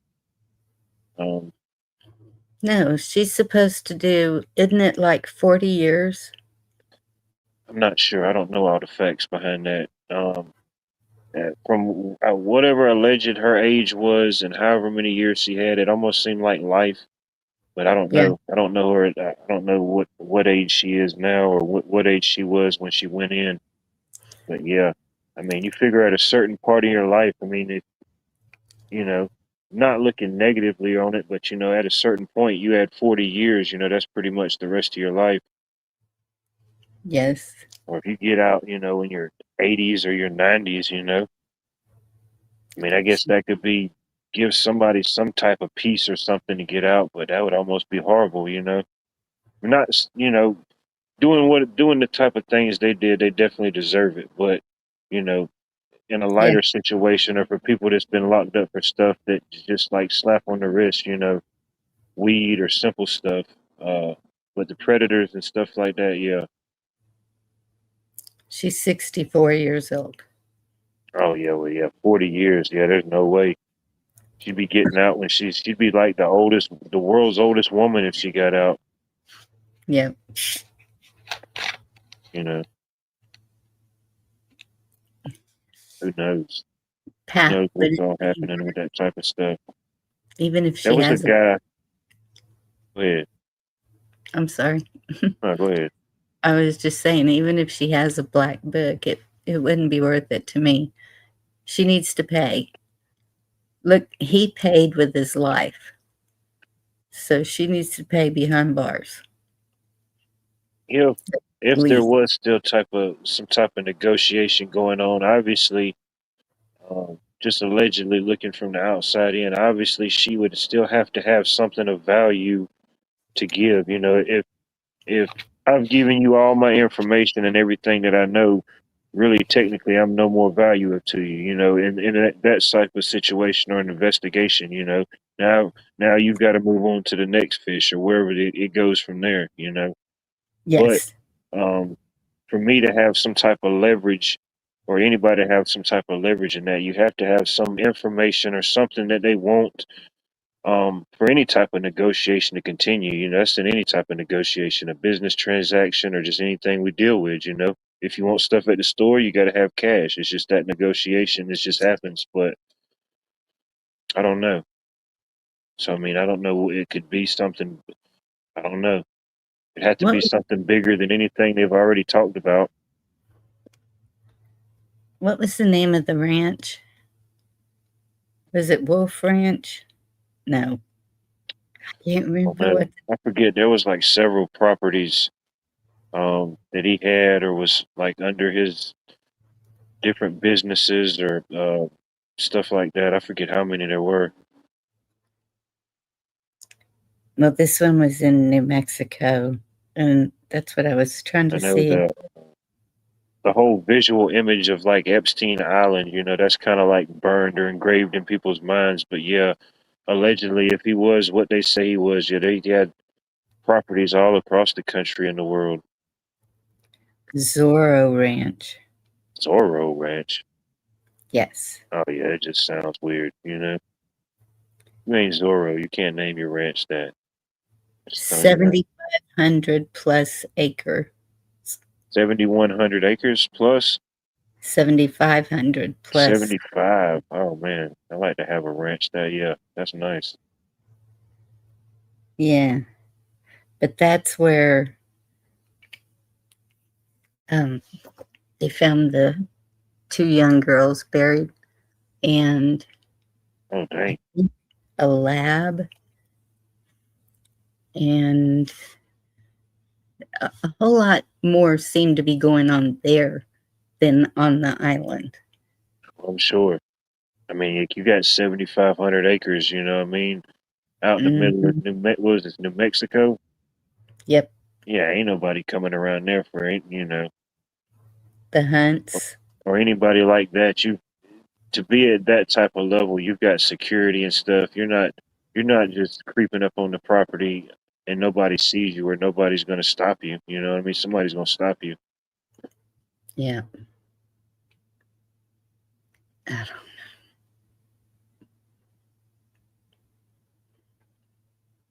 agreed, Jerry.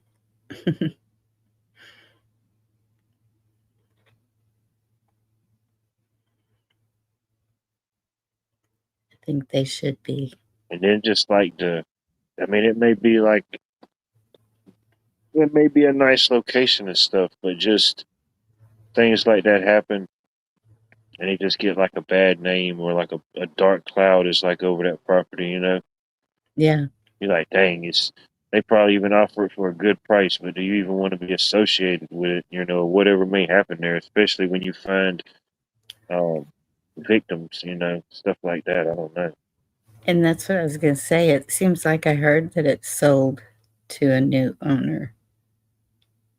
But yeah, I mean, there's people with money. I mean, Let's they see. would want to buy it just for whatever. I don't know.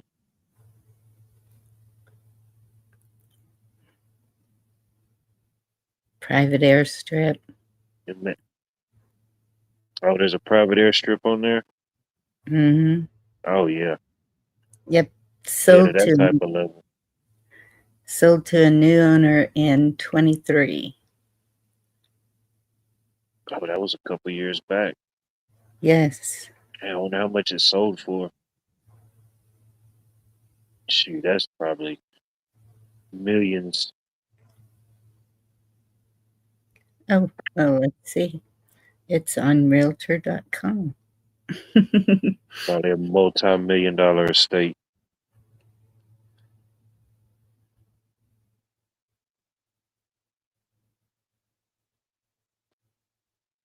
Oh, wow, Lily. Dang, not Michael. I figured they was probably gonna try to bring something about Michael back into the news cycle.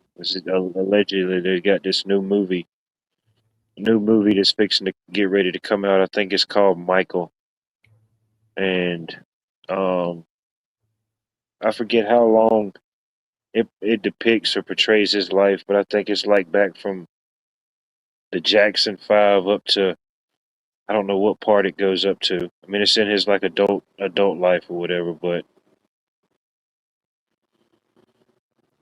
it always seems like from my point of view that when anytime like certain thing movies or documentaries or something like that happens, there's always other news. There's always something that resurfaces or kind of tags along with it. You know, Yep. I'm not saying it's true or it's false because of course I don't know. You know, I could just theoretically theorize about on any of these topics. You know, I really don't know, but you know, just from the optics standpoint, you know, if for instance it wasn't true, they just ride that curtail or ride that wave or the hype of something. People's googling the movie now. All these other articles pop up now because you know it's in the news feeds. You know, So 7,500 acres with a massive mansion, airstrip, and outbuildings. Estimated value. twenty Are you five ready? million. You would think $483,000. Oh damn, I was way off. Damn, So why would they sell it so probably cheap? just the area, the terrain. It may not be like it may not be real lust or whatever. New Mexico, that's pretty desertous, I imagine, for the most part. I don't know what all can grow out there, but I mean, that may be one of those places you can buy up a lot of acreage for real cheap, just for the simple fact that it takes a lot to get it going. Obviously, that one sounds established. If I mean, it's established to the point where it's got a mansion, an airstrip, different outbuildings around the property. I mean, obviously, it's developed to a degree. It's definitely got water and power and stuff. Pretty sure they got generators. Any type of house that size, usually they get generators with it. Being isolated, probably has its own power supply. One of those outbuildings is probably like a generator building, generator maintenance. Oh, I put the address so y'all can look it up because 49. that's an amazing place. It's got pictures of the inside. Oh my goodness. The outside.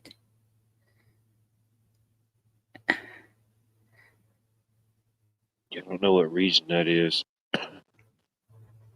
The It's probably water. goes for that cheap just because it's desert.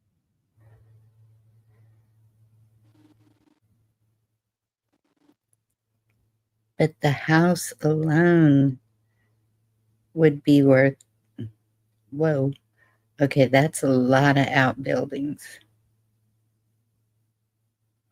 It probably got sold as like a seizure. It probably was all his properties and assets was probably seized. Anytime they have like one of those type of court cases, they seize all the assets and eventually a lot of times they'll just sell them off at auction.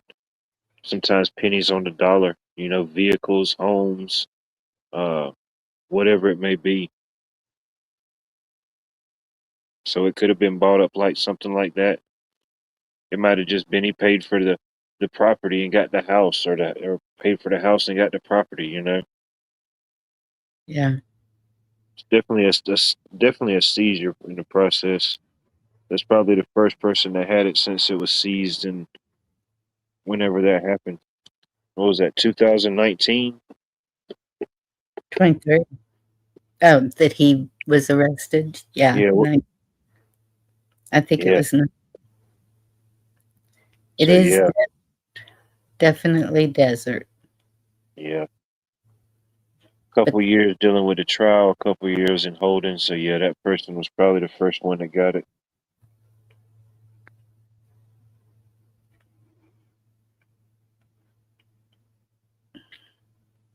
It's interesting. it is. But the state of New Mexico was going to do their own investigation because the government wouldn't, for some reason. Mm, And that's what I've dark been stuff. trying to find their findings, but I haven't been able to find it yet. Yeah, there was all type of rabbit holes. And I seen in the news feed, well, it's been a couple of news cycles back. There was this guy that somebody had recorded down in Florida. You probably heard about him. What was it? What was his name? Is Palm he? Beach Pete or something like that. Palm Beach Pete. Where somebody was like, "Oh man, look, it's Jeffrey. He's riding down the road in the convertible," and then somehow it went viral. And then the guy allegedly did some type of interview where news people got him. He's like, "Nah, I'm just Palm Beach Pete. I've always been down here. I'm the Palm Beach Pete, the real estate guy." Yeah. And I guess he could be in a way his doppelganger. He didn't truly look like him 100%, but it was interesting that it just got to that level where people thought they were seeing him. Right. Well, look how long Elvis was seen. Oh yeah, he was like probably one of the most reported sightings. People said they seen him. Yep. They even had that one guy. I forget what it was before I was born. It was a history factoid. That one radio jockey, he got famous. I think he went live one time and he said, if somebody could prove to me tonight, bring some type of proof that Elvis is still with us, we're putting up $1 million cash. $1 million cash to anybody that can come down to the studio or call in the studio and prove that Elvis is still with us. And man, I mean, it was like a publicity stunt ultimately, but dude, Mm-hmm. their phones was ringing off the hook. People was calling them from all different type of places. I forget which city and which year that happened. I think it was in the 80s, maybe the mid 80s, Mm-hmm. mid to late 80s when that happened. Yeah.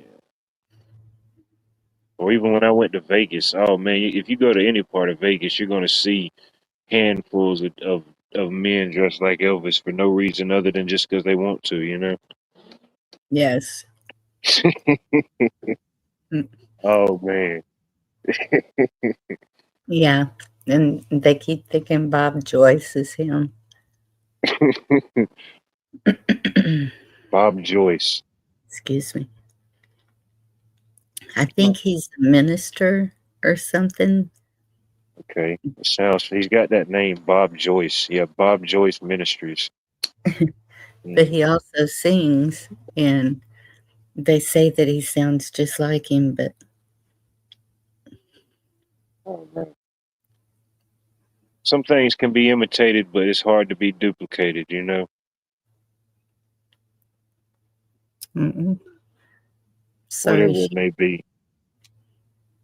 Hey, Pamela. Pamela, good evening. Good to see you. The tribe, always a pleasure to see you, sir. I hope all is well. Oops, I missed the tribe. Can't miss the tribe, Bunny. He's unmissable. Yeah. Unmissable and undismissible at times. Never inadmissible, though.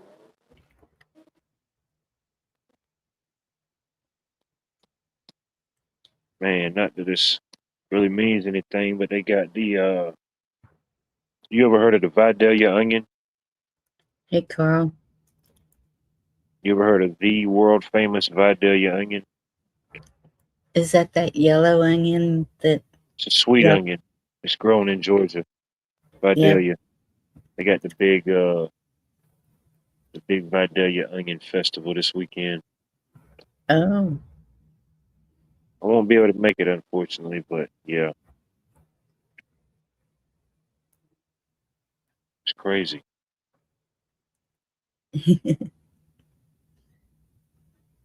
the tribe knows it.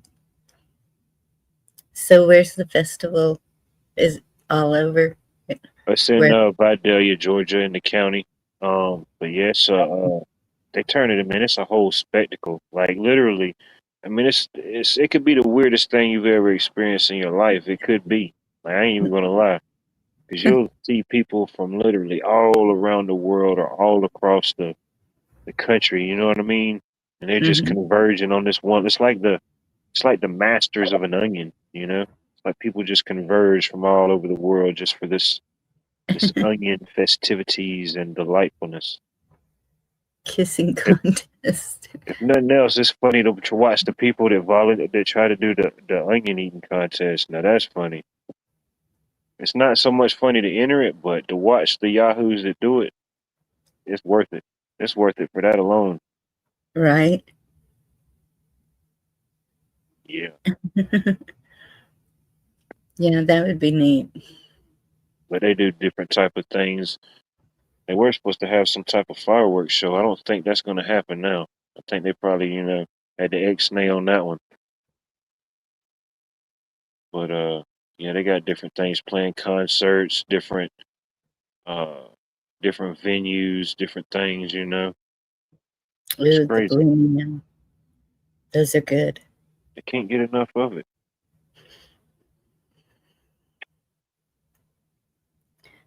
Well, if y'all are like us, you look at any reason to have a festival of some sort. Oh, we'll invent one. You Yep. know, if too many days go by in a weekend and there ain't nothing to do, we'll invent one. You know what I mean? Like what, if you could invent a festival, what would it be? What's a festival you'd like to see that there isn't already? A festival that I haven't seen. Or maybe it's something you've seen, so an idea to make it better. What would it be? If you were in charge of the festival, you were the festival coordinator, what would it be? Oh, to make it better. Or a new festival in general, I don't know. Texas has a lot of them. Yes, we do. We just had a washer tournament. There you go. You could have the official first annual Texas washer tournament. You know what I mean? There you in go. Georgia. I don't know. I don't know how it would trend here. I don't know how Georgians would take the washer. Some of them don't know how to use the regular washer. You start throwing in more washers, it's just going to confuse them. They're going to think you're opening up a laundromat or something. They're just going to come there just to get changed. They don't even want your service. They're just coming there to get changed. They need quarters. Put on the flyer washer pitch, and then they're going to think washing machines. They're going to think it's like they're going to think like Best Buy is going out of business. They got all their washing machines half off. Yeah. Hey, we'll have all the buff men in Georgia trying. Yeah. You'll have all the dually trucks with trailers pulling up. These could be some coordinated individuals, We may invent something we didn't even know we could do.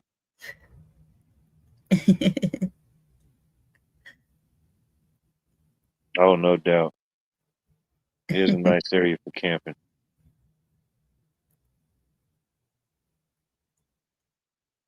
We can ever get some rain. That way you get the full camping experience, you know?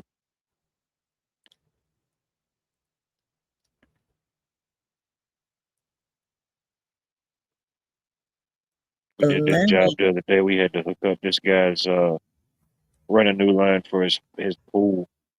Somehow in the process he had some storm damage from Helena and he got some trees removed and everything was cool through that whole process, but he got his the retention wall on right behind his pool replaced, and I guess somewhere along the line they broke the line or nicked the line. We tried to find it to repair it, but ultimately we had to run a new line around it. But Oh. oh yeah, he said he was dying to get his pool going. I said, yeah, I don't blame you. Mm.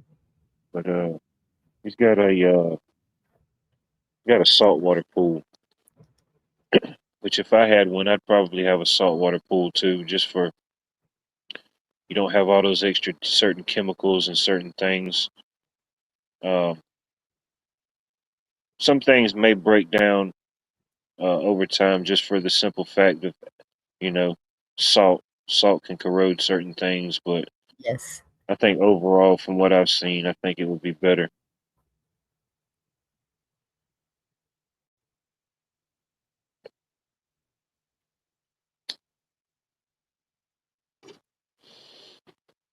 Oh, and then I got a friend of the family. They got a beautiful house, beautiful pool.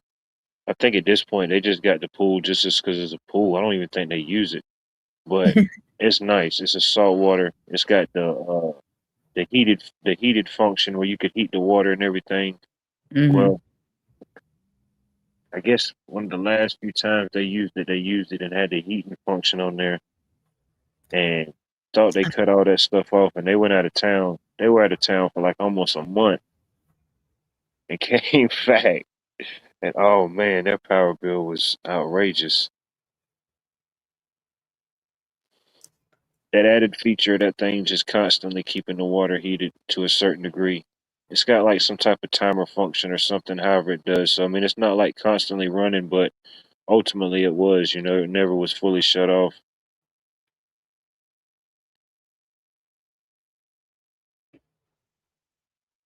That's crazy.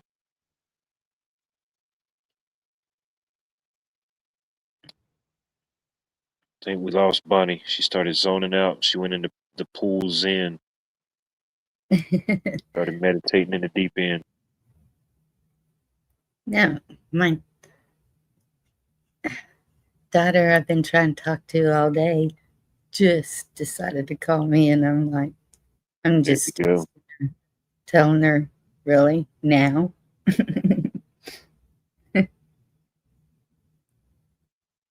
The time zones, they get us every time, you know?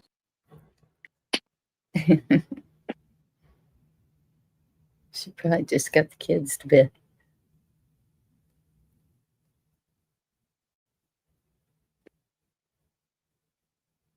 Oh, I bet it's definitely a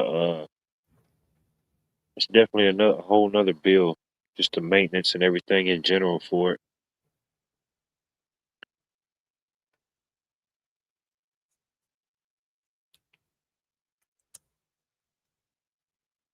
Hmm. I used to love it as a kid. When I go to my grandma's or some of my grandparents on the weekend, you know, you have like your weekend friends that you don't ever see nowhere else, you know? Like, damn, what do these people do when I ain't around? But one of them, their grandparents stayed over there, and I guess it was just one of those things. They would come over on the weekend, but they had a pool. Oh man, that was a beautiful thing during the summer. You got a good friend with a swimming pool. Yes. Oh, they had the deluxe package. They had the slide. They had the diving board. Man, I think they Mhm. probably owned like 150 pool noodles. You know what I mean? When did those come out? That's something we never had.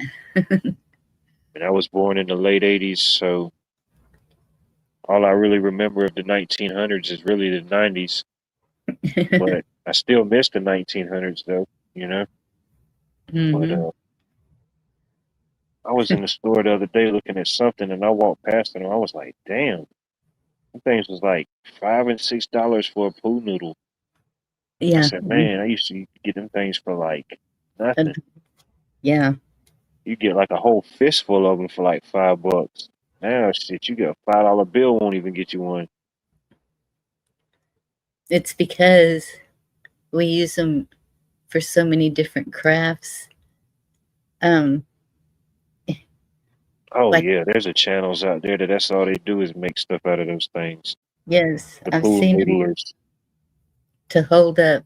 They'll just cut a piece of it off and cut one side of it and put it around a seedling Yeah, to they help said it the heck with grow. your arts and crafters. We'll show y'all. Yes, wrapping pipes with them. They're really good for a lot of things. And Oh no, you might could try the I don't know. If you had like an arts and crafts store, they might be cheaper or still the same, but maybe uh you could check like the Dollar Tree this yeah, time of year when they got like all their spring and summer stuff out. I don't know how much they would be there. yeah. Excuse me just a second. But yeah, that's a damn $5 or $6 for a pool noodle. Oh shoot, that don't even sound right.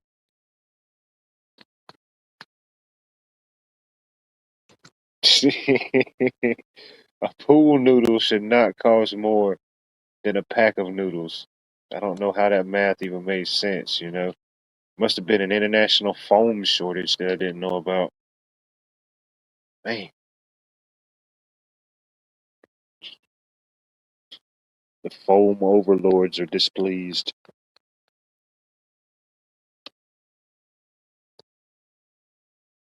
Fancy Oak, you have a good evening. Always a pleasure to have you around.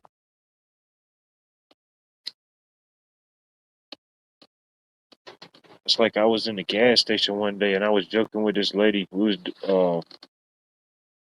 running some new electrical circuits, and she was going to the thing to get the boiled peanuts. And I like boiled peanuts, but I'm not fixing to get the boiled peanuts from a gas station, you know. No boiled peanuts out of can. But she opened the top and there wasn't no boiled peanuts, and she about came unglued. And then she looked at me. She said, "They ain't got no boiled peanuts." And I said, "No, ma'am. Unfortunately, not right now." She said, "Wow, what's going on?" I said, "Well, besides us working in here right now and remodeling the store," I said, "shoot, it's an international peanut shortage." You know, I said, "These things are out of my control, out of our control." And man, she looked like she was fixing to become unglued. So I had to tell her, you know, I let it go on for a couple more seconds, but I told her I was just joking, you know what I mean? But yeah, she was about ready to hit somebody. It's about to be a Royal Rumble over the fake boiled, not even the real boiled peanuts, but the fake boiled peanuts. You know what I mean? There is a difference. For anybody that's never had them, they probably won't understand, but there is a difference in the real and the fake.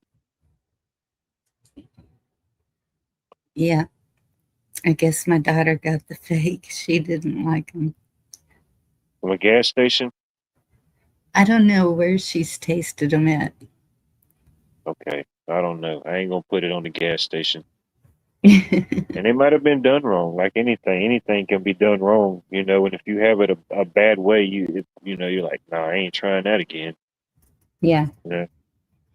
maybe they used hot dog water. I don't know. Oh yeah, if they're using recycled hot dog water, yeah, you got to unfriend them people. You know, at some point, you just got to let it go.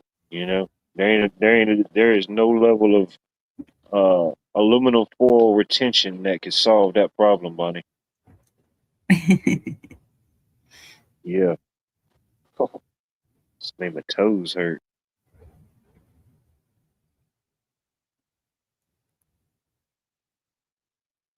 Yep. Man, hopefully if I ain't got I might have to do a job tomorrow. I don't know. I know more about it in the morning, but yeah, there's a couple of events I want to check out. Hey, Ridge Runner. It's too much going on. I don't know which direction I want to go.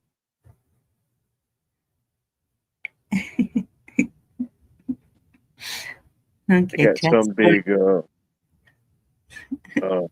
like community expo slash some type of garden event, garden expo down at the Sacred Hearts um Community Center Church. And that place is pretty massive and cool. That's like one of those I forget what you call that style of architecture. Maybe not Gothic, but uh it's an interesting church. I've posted pictures on it before. It's not the church that I posted with the bells, it's a different one.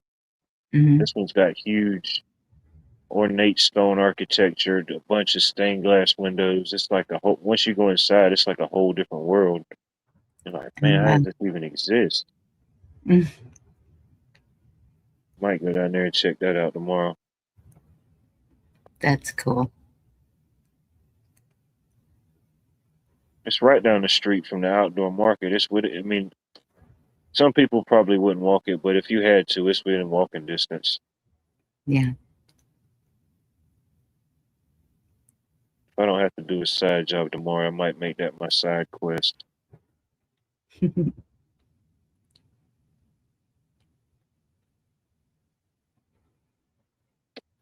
And Well, it then sounds like I might be going to the beach next weekend.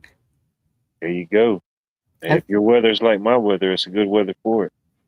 yes. Hey, next weekend, hold on, what's today's date? No, not next weekend, but the following weekend they're having the Greek festival downtown. That's always a big event. Oh, that sounds fun They too. always have cool like live entertainment, live music. The food, man, the food is always phenomenal. I always forget the names of the different Greek dishes, but when I see them, I know that I like it. You know, none of them is bad, but man, it's just some good food. Um, they usually have a lot of different vendors, live entertainment. It's always a big thing here each year, the Greek festival. I forget how many years they've been doing it. Yeah. 50 something years, Goodness. maybe longer than that. I have to look on the thing. I got it saved on my phone. Yeah, I haven't seen anything. We got a peach festival in June. Yeah, I think ours ain't until probably maybe about mid May or the end of May, somewhere around in there. Yeah. Probably won't be too far off. Depends on how the peaches do. Maybe an early season or a late season. I don't know. Mm. Maybe later.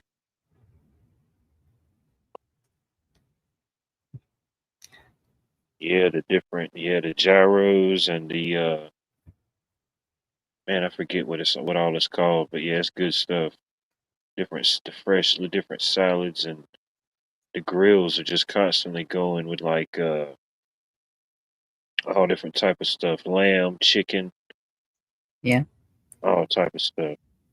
Hey, Terry. Terry King, good evening. Good to see you. Yeah. But it's always been like that. There's a pretty big Greek culture, Greek community in the area. You know, a lot of Yeah. different cultures, a lot of different communities. Call this area home. Okay, excuse me again. She's ready to come in, but now. Uh, stand down and stand alert. Baklava, yeah, I think that's like a dessert. Yeah. Oh yeah, and the stuff ain't really that expensive, man. I'll sit out there and shoot. I'll throw about a $20 bill at it and I'll be good. Just get a little bit of this, a little bit of that.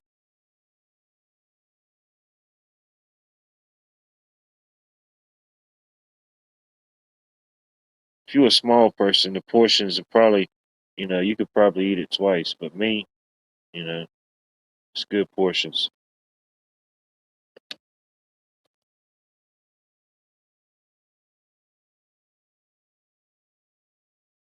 Next weekend, I'm going to try to put a video out in a nice for friend V's galore. Definitely, definitely do that. Yeah, the autocorrect, it gets the best of us, Starts putting in words we didn't even know we knew. Gyros and baklava. Yeah, I plan on making it down there. I think it's the first weekend in May. It's the weekend before Cinco de Mayo. So I think it's the fourth, fourth, third, second. I think it's a 4-day event. I can't remember if they still do a 3-day or 4-day. It's either the first through the fourth or the second through the fourth. I don't know if they do it on Thursday. They'll do it on Thursday this year or not.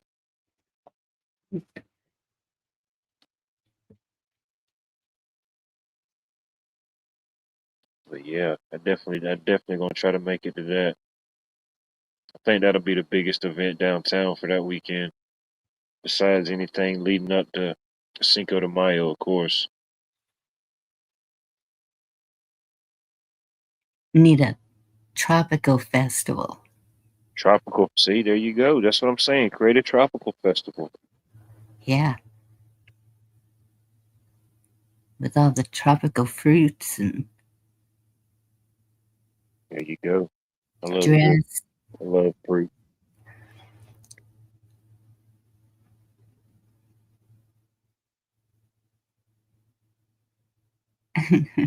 Probably about one of the biggest places. I mean, there's different like farmers markets in different places, but like probably at like one time when this time of the season, once the peaches start getting ready and all that stuff, it's a big place called Sarah's Market, and it's like right in the middle of the orchard. And man, when they're opening the season, they've got everything, honey, everything that's fresh and in season all season long. If Yeah. you don't grow it, they got it there. It's one of them type of places. We have a food truck that does those. How do you say that? Euro? Yeah. I don't know. GYRO. That.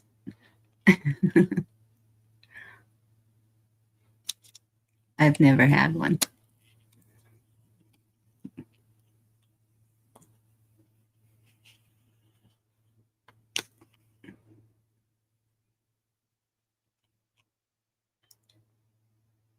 Did we lose you?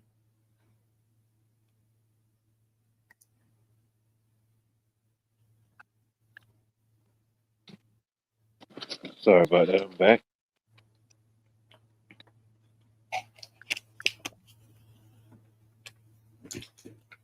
You didn't mute. I thought you just disappeared. No, I thought the mothership was beaming down. I think it was just a horde of Starlight satellites blasting off.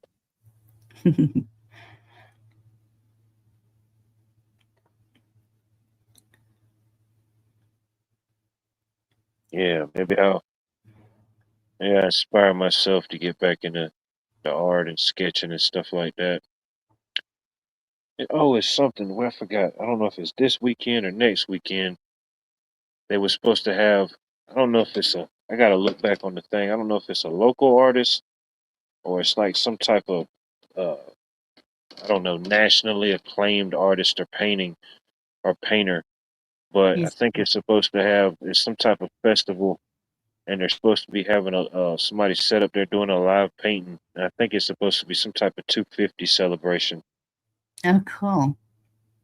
Hope it ain't tomorrow. That's what I'm saying. It's too much happening right now.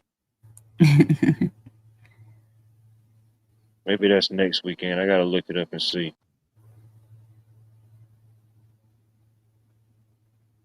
We may have to be in two places at one time. Oh, Terry. Oh man, I love some blackberry cobbler. That's some good stuff. We used to do that with. It's one of the few things that compete with the peach cobbler. You know what I mean? Yeah. It's one of the few things, if any, that can compete with it. Are dewberries? Never had it. I can't say. I'm looking.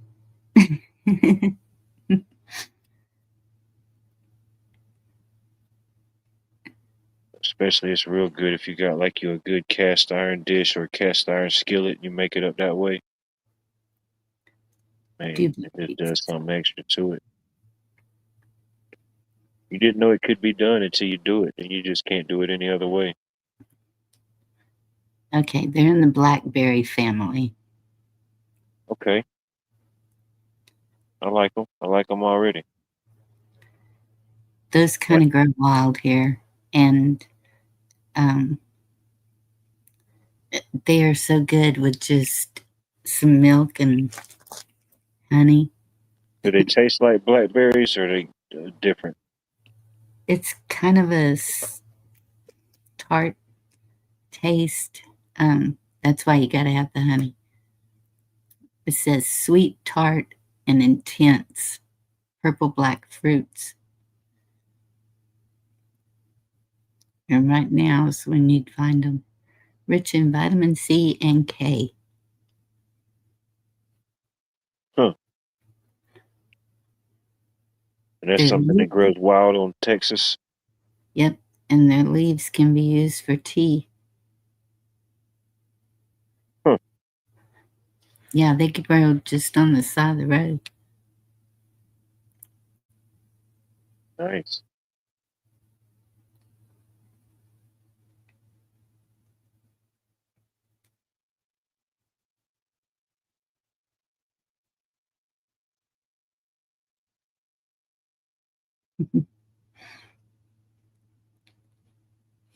Yeah, it's getting to be that season. It's already strawberry season here for us. Yeah. For a little bit longer, at least.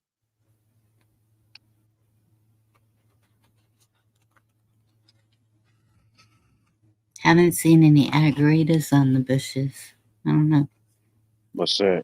The freeze may have slowed them down.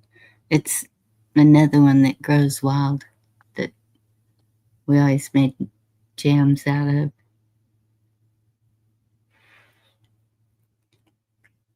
It's called something else. I think it was the Savannah Holly. Isn't that? No. Oh, let me look. I forget. There's so many different plants and things like that. Agarita And then some berry. get tricky it's when you really got to look them up because some of them look similar to others. Certain markings, certain leaf patterns. Similar to sour cherries. Late April to early May. Oh yeah, that's a real small window. Yeah, some of them things are like that here. You got your small windows or like the pawpaw fruit. That's Yeah. I mean, once you see it get ripe or once you see it, I mean that's it. Unless you And preserve it or do something with it. It's just one of those type of things. It's a real small window. yeah, the leaves are like holly leaves, but they poke you. So they're, Yeah. well, you have to work to get them. Yeah, it's good to research and know that type of stuff, because there's several that look alike, but to know the Hmm. correct one is definitely useful, especially if it's in your area and grows wild. You may have a fruit or food source or nutrient source you didn't even know about. It's definitely good to be knowledgeable on that type of thing. What? Local vegetation, wildlife, anything like that. It says they can be used for jellies, pies, cobblers, wine, juice, or a coffee substitute when roasted. Interesting. Yeah. And it's in the berry family. Yeah. Yeah. Yeah, imagine, you put a little bit of sugar or something with it. Yeah, it could probably be any type of berry, jam, jellies, wines, all that stuff. Some of the berries can, yeah, like you said, be used as a coffee substitute. Roast them, and of course, it's not going to taste exactly like coffee, but you know, Right. it would have its own like roasted or uh, earthy aroma. I don't know how it would smell or taste. Yeah. Since But it's wild, it'd yeah, probably. just don't expect it to taste like a Folgers in your cup or whatever your favorite coffee is. Right. I imagine you put a little honey in it, you'd be good to go. Got you a little Mhm. nutrient booster. Drop of chocolate syrup. Mm. Boom, let it go.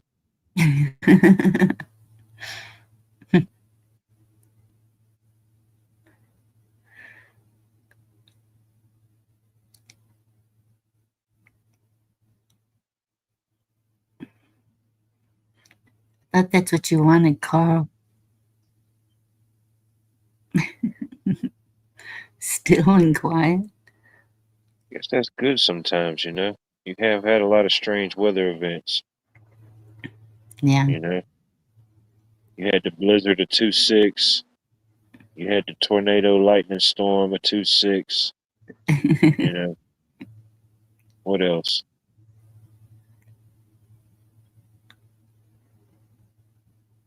I'm just hoping for some rain. Just some rain with no destruction and chaos, if that's possible. Right. It sounds like that flooding just went across that strip, Missouri to, I know Wisconsin was flooded. Yeah, it was like that one little band that just kept moving through there. Hmm.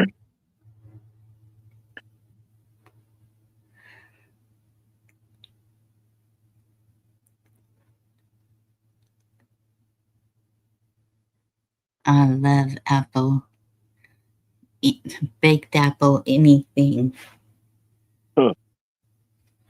Love Apple it. pie with chocolate ice cream. Imagine, yeah, it could be a thing.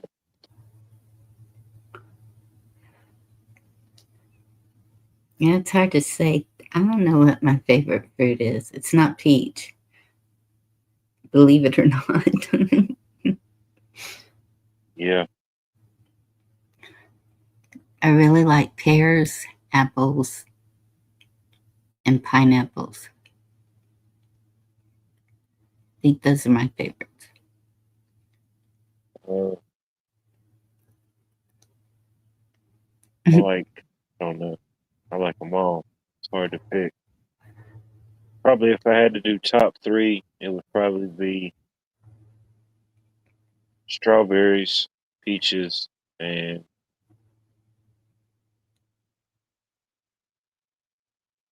uh, I don't know. I don't know what the third one could be. I'll just say, uh, I just say blueberries. I like blueberries too. There you go.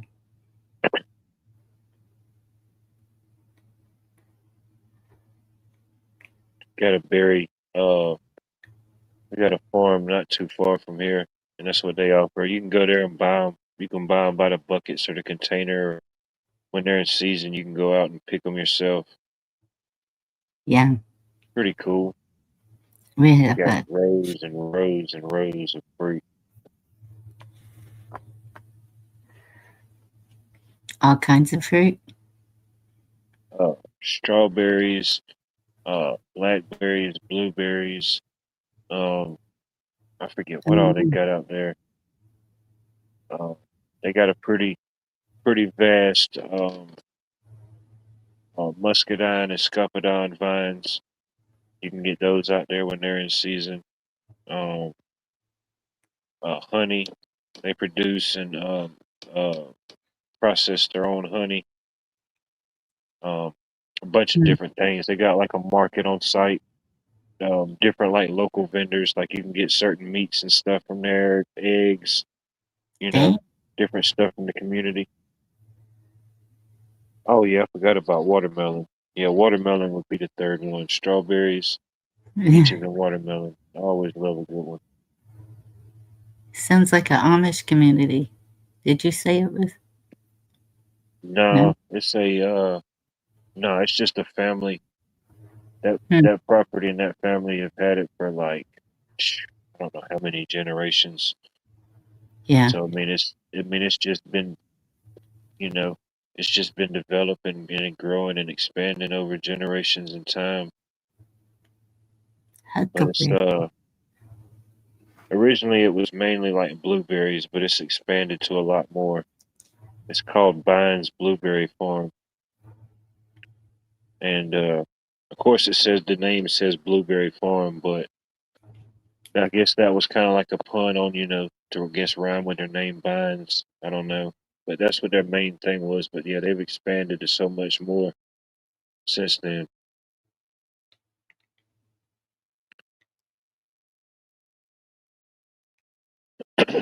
But Are there, there's a different Mennonite places.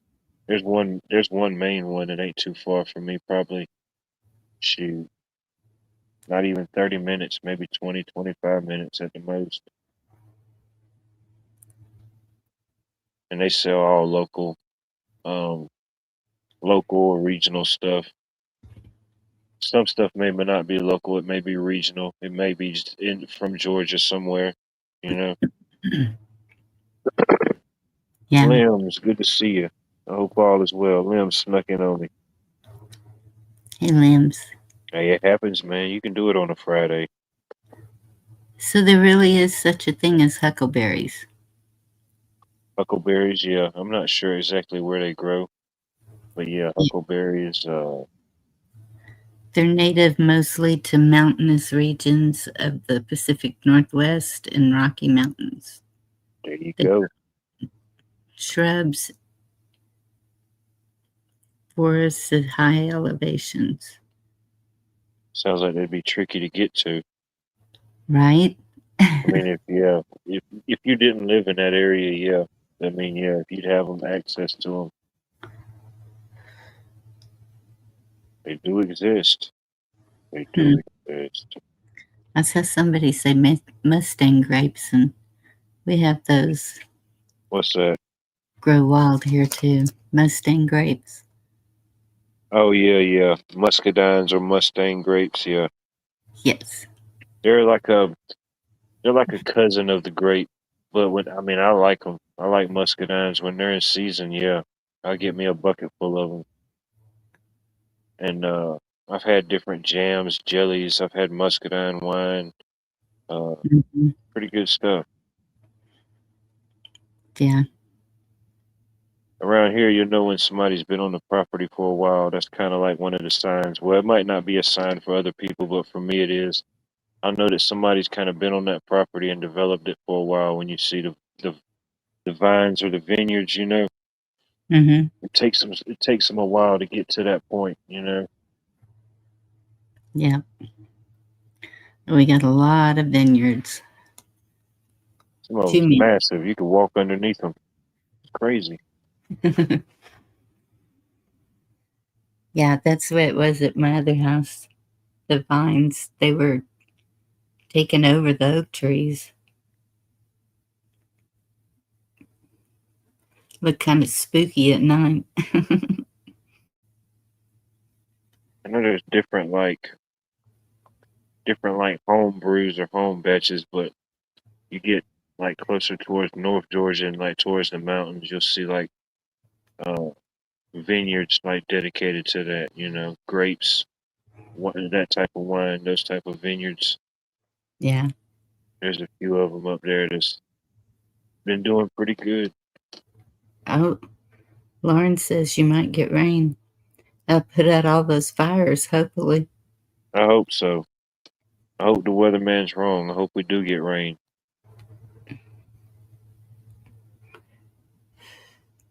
I mean, it feels like there's a possibility. It's kind of like I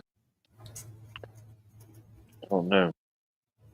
It's got that feel in the air, but I don't know. I think it's a false flag. I think they're false flagging me. Nah, it'll happen. Pretty soon. It's going to be raining all the time there and not here, and we'll be Oh Uh, yeah, eventually it's gonna flip flop at some point. You know, it has to. yeah, I mean, because this if is nothing normal. else, I'd hope so. Share some of it. Yeah. Just want a little rain, you know, a little bit.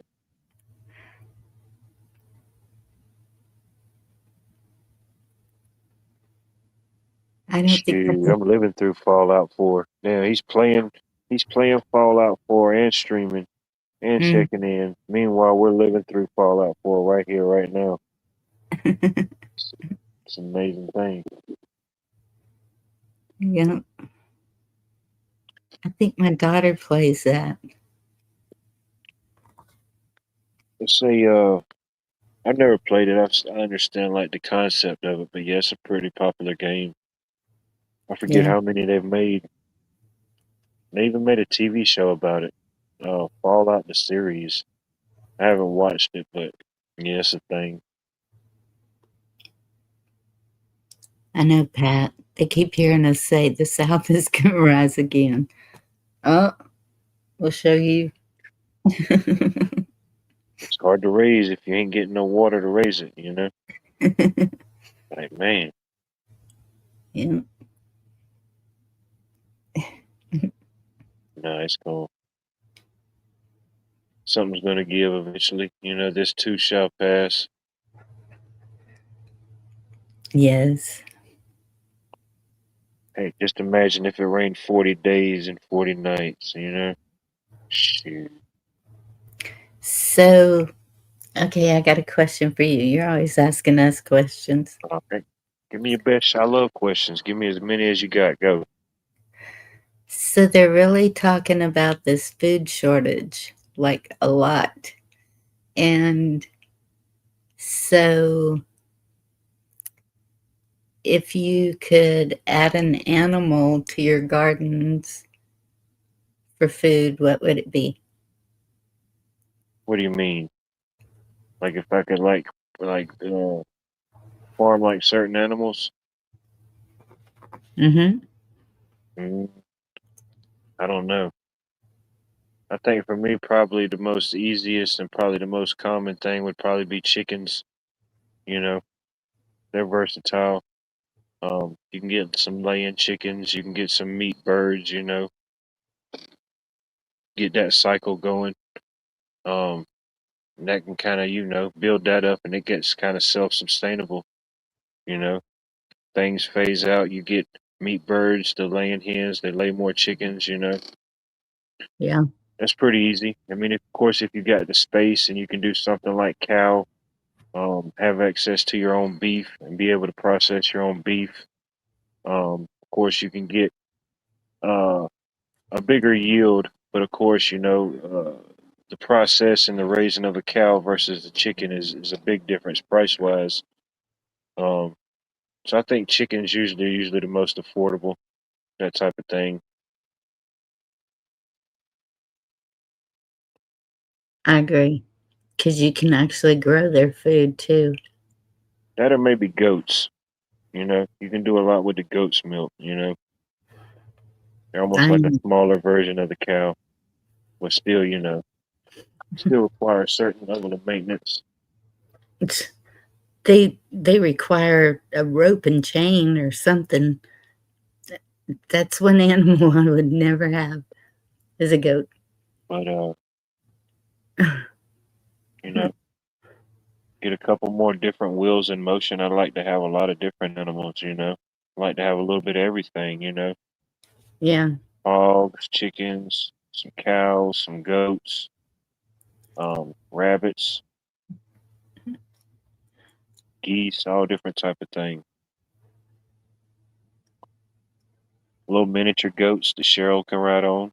You know, so she don't feel left out because we're on the big goats with the horns. That's the one I found in my face one time. A little pygmy goat. Oh, they'll get you. They get you right in the kneecaps, right in the shins or the cankles. And Jerry, I am so with you. Except it's beef and pasta. Yeah, I think it's I'm coming up sometime soon. We got to go back to that place we went to where they had all the animals. I think they're about ready to get set up and get some power on out there. oh cool. That was cool. Yeah, that was a neat video.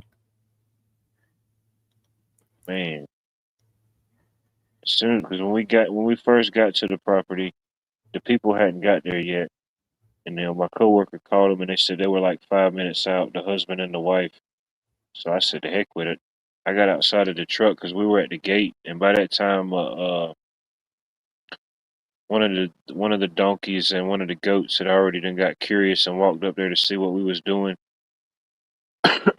So I'm scratching the donkey and the goat and everything, and shoot, they got there. I just walked on down and shoot the donkey and the goat walked me into the crowd, and they just all rushed me. It was all type of animals, you know.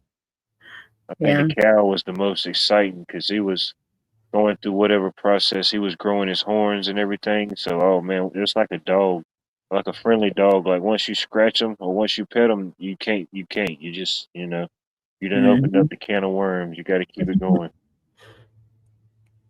Lauren said that they've had fires burning for 8 days Mm.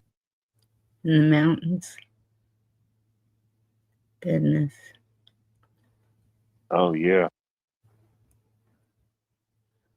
Yeah, especially when you get that constant wind and no rain, it's just fueling it. Mm-hmm. You get one side completely contained and think it's under wraps the whole time. It's just pushing to the other side now. That's what I said. If fires get close, we water our roofs and soak them down really good for the embers that are flying from the trees or whatever. Oh yeah, no doubt. And the cedar trees, they explode like a bomb. They just, if they catch fire, they just explode. Yeah, I've seen Rufus. I've seen the videos of Rufus the bull. Like, that definitely entered my algorithm at some point. I haven't seen that. What's it about?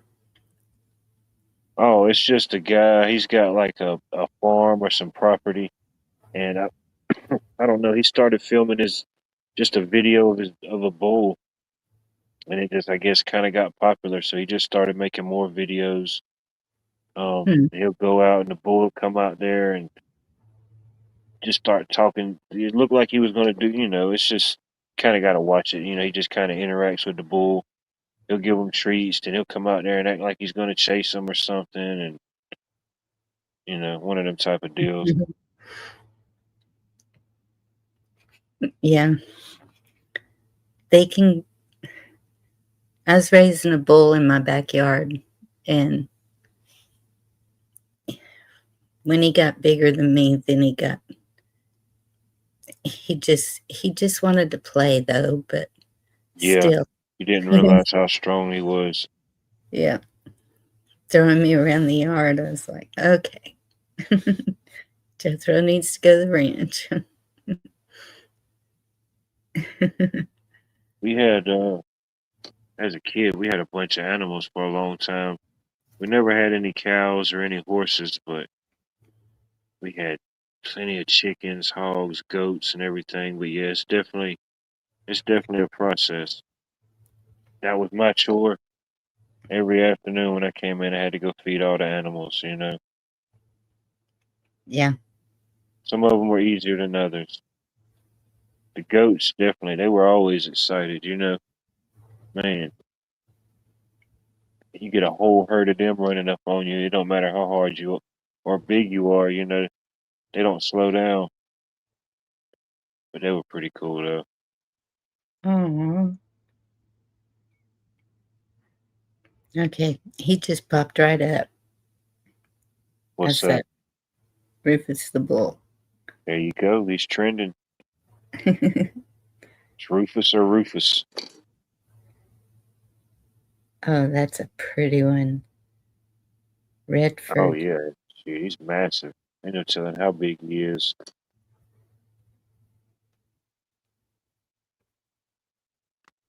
Yeah, I had never heard of a limousine cow or bull, whatever, until I went to Kentucky, and oh, they're beautiful.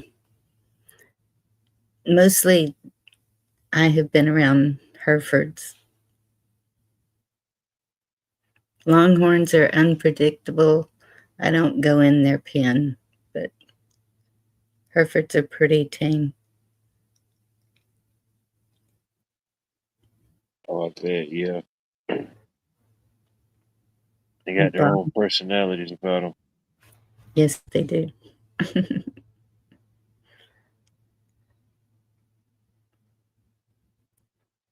You know, my oldest sister, my oldest brother-in-law, his granddad used to have a bunch of Angus and Longhorn cattle back in the day, and they had Hmm. a bunch of them.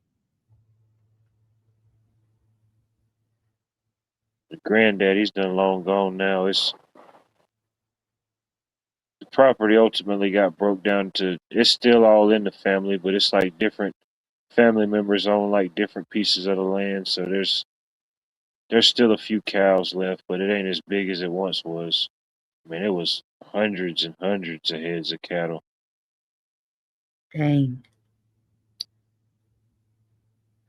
I think Angus are maybe cheaper to I'm not raise. sure. Yeah,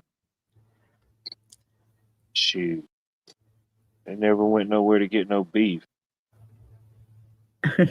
They had a place out there. They did it all on site. They did all their Yeah. own stuff. Processed it straight to the Yep. freezer, refrigerator, whatever. That's what I don't understand about the sending it somewhere across the ocean when you want it fresh, you want it cut right there, and I Yeah, don't know. especially if it's produced and available in your area. You know, Yes.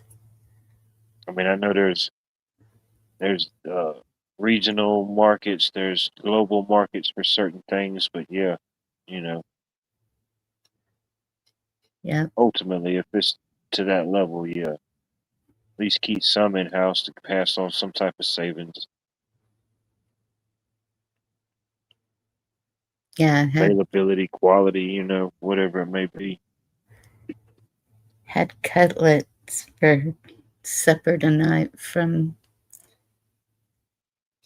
the processing plant where my son is. There you go. But they probably do thousands of cows. Oh, they do. And when I stop by there, I'm probably there an hour, hour and a half visiting with him. And there'll be at least 5 trucks pull up with trailers. What all do they sell? Do they sell everything that, you know, can be sold from the cow, or how do they do that? Certain cuts they sell? That- Everything. You can even get tallow. Oh, Um, nice, they make summer sausage. nice. And They have like a store where the public can go into on site. yes, they just started that. I think it was last year. Used to be it was just processing for other people, but Yeah. the owners, they have a ranch, and they're they're real particular like us. No antibiotics, no none of that. And so they started bringing their cattle in to butcher and sell in the front.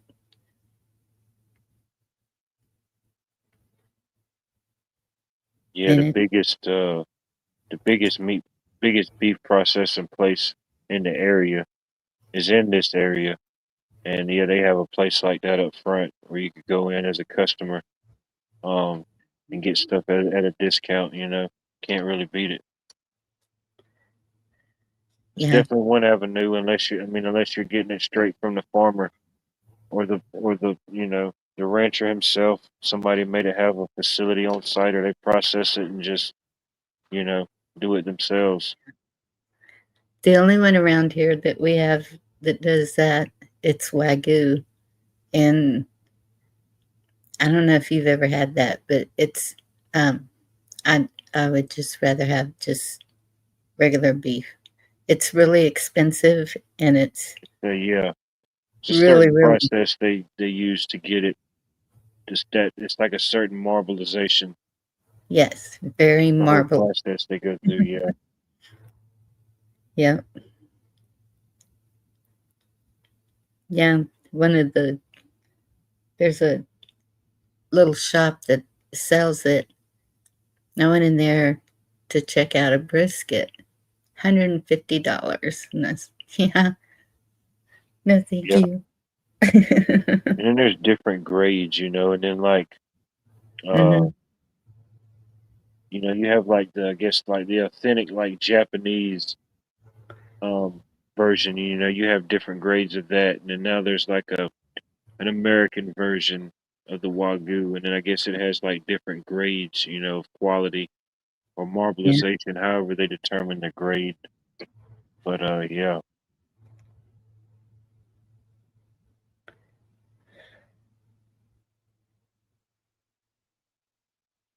Eh,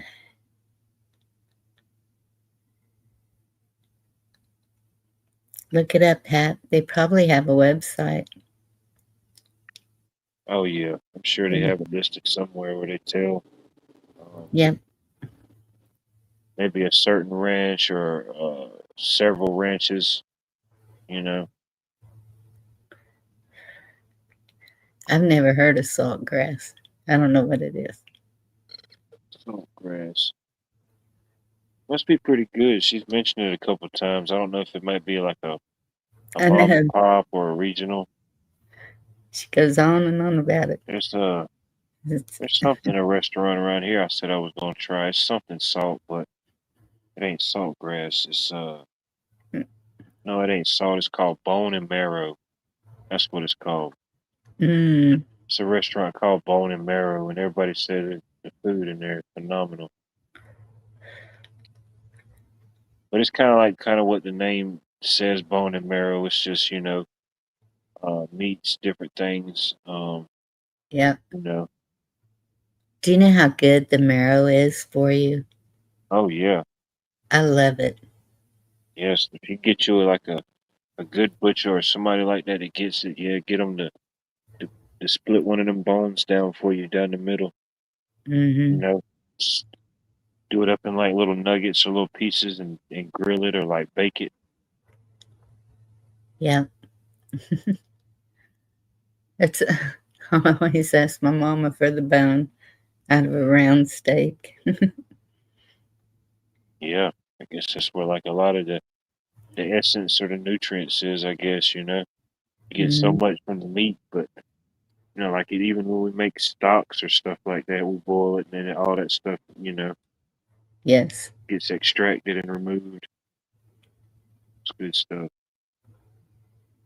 I didn't eat already and wasn't full, I might be I hungry again. know, right? Shoot, man, I had the tacos, the beans and rice. I had the nachos. I had the elote. That's some Mm, good stuff. I I like the way can't. they do theirs. They'll toast it where it gets like a little toasted on there. Oh man, Hmm. a little char on it, a little extra flavor for the savor.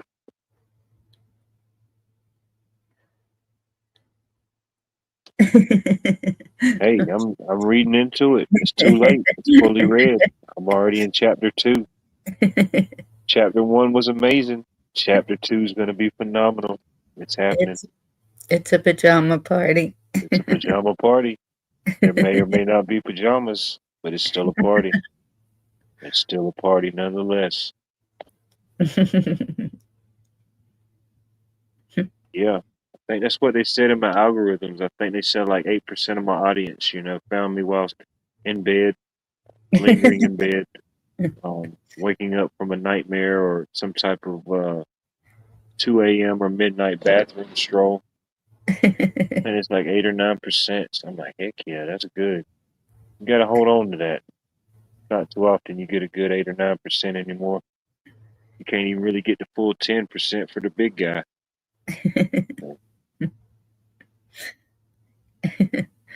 Oh my goodness, Terry. There you go. I thought for a second it said I sleep ratchet. I was gonna say I sleep ratchet too. Sleep wild. You know, same, same. You got to have proper aerodynamics in your Yeah. slumber. You don't want to be uncomfortable. You want to have a peaceful slumber. Lots of people went to bed with Johnny Carson. You know, figuratively and literally, allegedly. Yeah, it is kind of warm now. I think tomorrow we're supposed to be about the same, mid to upper 80s. I think we are too. Yeah, I haven't It's checked it, but I'm pretty sure 73 right now, getting down to they 69. canceled rain. Oh, yeah, 88 degrees.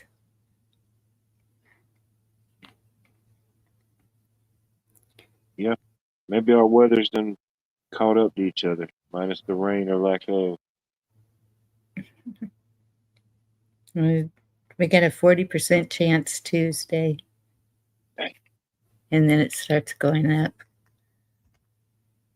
don't think you could add up all the percentages we had for the last 2 weeks, and I don't think it would have equaled up to 40% altogether. I don't know. The other day it showed 50. It showed that tomorrow was going to be 58%, and then that following day I checked it. It said 3%. Oh no. It just flew on by. It just blew on one. It disintegrated. Yeah. I guess the ozone layer in Georgia just got depleted to a certain level I couldn't even fathom. It just happened. I think everything's back on track because the moon shifted. But in the last 2 days, the moon shifted. Oh, good. Yeah, it seemed like it was on a.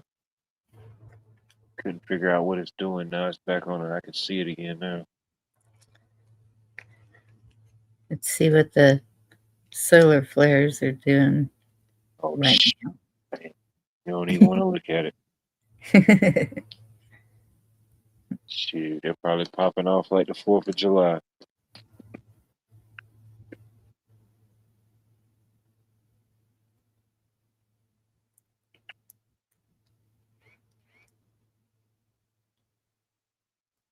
I don't know. There's probably like they say they have a season for everything: hurricane season, storm season, rainy season. I guess over time of tracking something like that for whatever it may be worth. I don't know if it's a cycle. I don't know if it would just be random or they could check it to a certain degree when there would be a cycle. I don't know.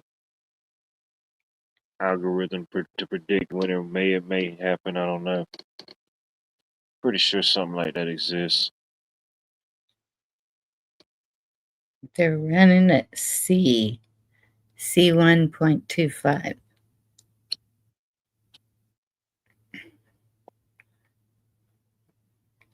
So what does that mean?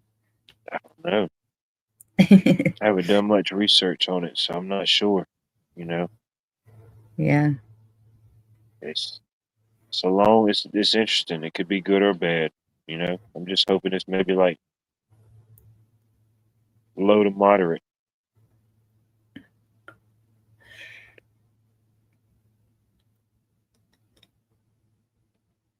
I have to drive downtown tomorrow to meet and greet with the COTR crew. Sounds official. Sounds bona fide. I like it. Don't know what that is exactly, but it's happening. Might need to call the crew together. Oh, okay. It's strong today. Oh man. Yep. There it is.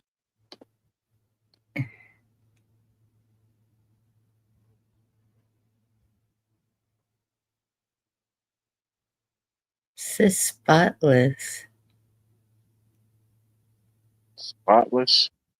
Yeah. Sounds good. Sounds clean. Don't sound bad, you know. I would think it's good.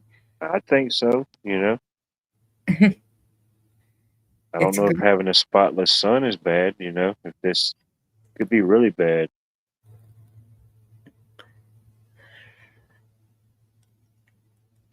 chicks on the right. Nice. There you go. Chicks on the right. There you go. Go check them out and have a good time.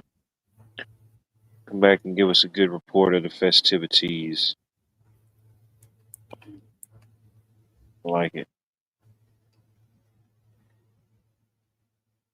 Yeah, it could be, Pet. It was, yeah, from where I was at, my property, it was, I don't think I saw the moon or hardly at any this month, really, to be honest. I usually try to get some good shots and stuff like that. I wasn't able to. I think, what's today? Friday? I don't know. I noticed it within the last 2 nights. I can't pinpoint it exactly what night it shifted. Maybe Tuesday or Wednesday, maybe. Chris Gilbert. Good evening. Good morning.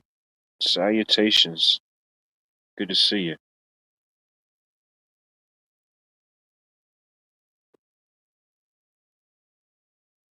What's the SPLC? SPLC. Yeah.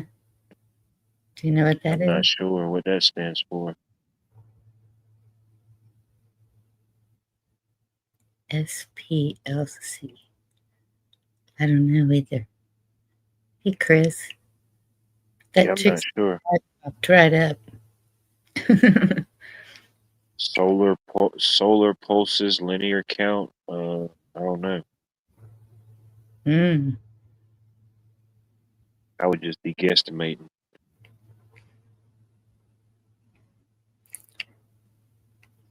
All right. Let's see what it is. SPLC, right? Yeah.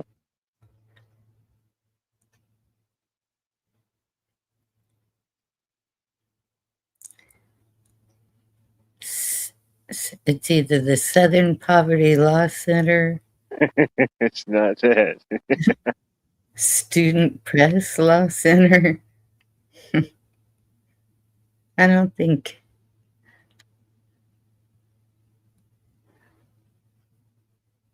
Probably maybe type in what SPLC or whatever it was, and then type in solar behind that. Oh, that's what Larry said it is too. Oh, maybe it is. Maybe it is the Southern Poverty Law Center. Hmm.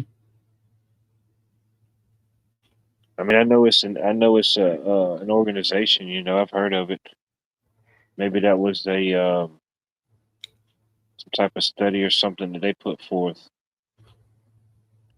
Founded in 1971 to dismantle white supremacy, strengthen intersectional movements, and advance human rights. Known for monitoring hate groups, tracking extremists, and winning legal battles against white supremacist organizations.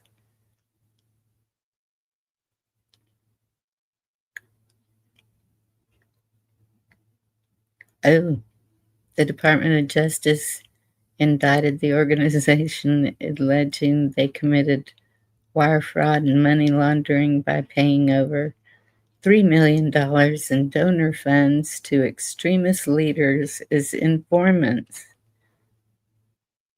That's crazy. Yeah, unfortunately, even if it may be an organization that starts with some type of good cause, it's just too easy to get infiltrated, you know. especially when you're dealing with large sums of money and different power. Yep.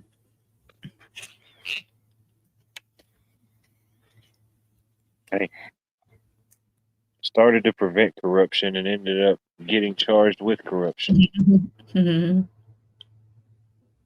Yeah, we've definitely seen entities like that happen before.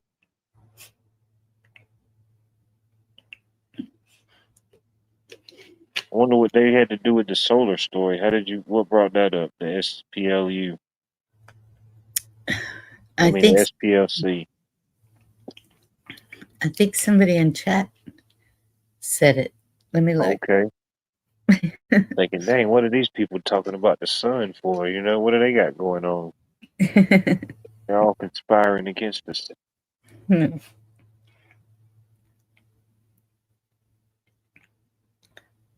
Where did I see it?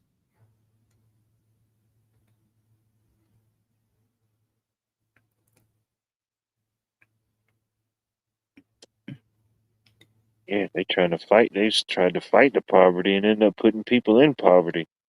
Man, Maybe I did see it in the solar thing. sometimes it's in the name. Sometimes the thing they're trying to fight ends up being some of the things they promote. Behind the scenes. Yeah. Wait, I wasn't on all messages.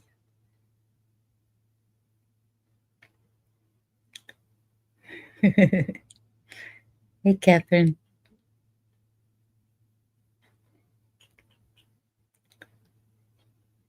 That's like, well, it don't really mean nothing, but like in my area each year, once the Masters leaves, a lot of the different some of your different car companies, they have discounts, but they'll give like cars to the Masters to, like, use like Cadillac, Lexus, whatever.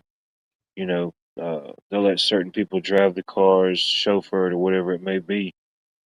Right. So after it, they'll give it, offer it like at a used price, at a discounted price. It's something they do every year, different car brands and stuff. Hmm. Yep, they used it for a week to ride around in the Masters. It's time to sell it. We got to get a new one. Catherine, good evening, good morning, good to see you. I hope all is well.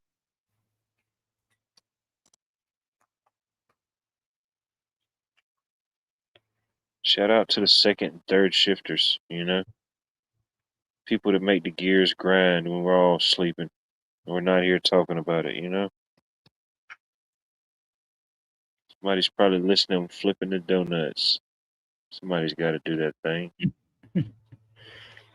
Here at WATT Radio, where the hits just keep on being shocking, shocking, shocking. I'm still surprised you're not in a taco coma. Oh, nah. My body's kind of counterreacted with, different assortment of salsas and different things. As long as you don't fall into it, as long as you fight it, it's like swimming. As long as you fight it for like the first 45 minutes, you're good. Yeah, Some people, get that second win. you know. Yeah, if you can hold on to the second wind, you're good. You're good for like another couple hours at least. 11-7. There you go. I sense the vibe. I've sensed the vibe that there was some 11-7ers out there. I appreciate you. I think that I worked nights one time towards the tail end of when I was in the Carpenters Union, but we worked. What time did we have to be there? It was like 6. It was like 4:30 to like 2 in the morning or something like that. It was like a 10-hour shift. So as my crew's coming in, everybody else is getting ready to leave out, and it was just, man, it was super boring. Because some nights it would get real windy, and our main goal was to like build these concrete walls, not really set them or anything, but um, the blueprints might have called that it needed a 20-foot by 15-foot wall fabricated. So it's like a big puzzle. You put all the parts in different forms together and get it all secured. But if it was windy, if it was like, what was it? If it got above 25 miles per hour or 30, they couldn't Mm. fly nothing. So there was a lot of nights it was just windy, and we'd just be just hanging out, or man, it made for a long night some nights, to be honest with you. Yes. 'Cause you're like out there in the middle of this uh like wide open like field, and they're allegedly building this big old plant, you know. So I mean, all you got out there is the few little lights or whatever light poles on the perimeter. But yeah, it's just like, man, just want to take a nap. Yep. Yeah, I did that for like a year. It wasn't too bad, you know. There was some Fridays or some overtime, but it was 410, so Monday through Thursday and Friday, Saturday, and Sunday off generally, unless they had like overtime projects. Yeah. That's that's one job that I turned down was the SCADA at the co-op. It was 12-hour shifts, and but my kids were still really young, and I was like, I'll miss out on everything because you got to sleep sometime. Yeah,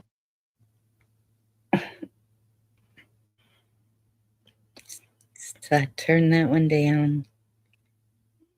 yeah. It was super good pay though. Oh That was yeah. that was a hard one. Yeah, there was some rough days out there, but for the most part, the good days outweighed them. You know, Mm, you couldn't really complain too much because there was some like downtime or things like that, so it always kind of balanced out. And then the pay was good too. So yeah. now when I was on the day shift, oh, I didn't mind. Shoot, I'd work any overtime they had. You know, Yeah. night shift is night shift is a little bit tricky. You know, like dang, bro, it's hard to stay motivated to come in at night during the 40, but we did it though. You're a morning person. Sometimes it just depends, you know. It Yeah. all depends on what state of mind, you know. I think a lot of it has to do with just, you know, like cycles the day before, the state of mind you want to enter into or exit out of. You know, like if you hear like old people say, you know, I don't want to go to bed. You don't want to go to bed angry, you know, for whatever that may be. It may not be the simple just act of being angry or the thought of whatever you were mad about, but just being in that state of mind, you know, an angry state of mind, a lower vibration. Of course, we see things like that carry over thoughts, you know. We go to sleep in things and we pray on things. Sometimes we wake up and, you know, of course, it's still there on our mind, whatever it may be. But I don't know. Try to at least always end on a good note, you know. As we each close each day, we can always get the final word, the final thought in our own life, our own existence, you know, whatever peace we may need for ourselves or others, True. or whatever that may mean. I don't know.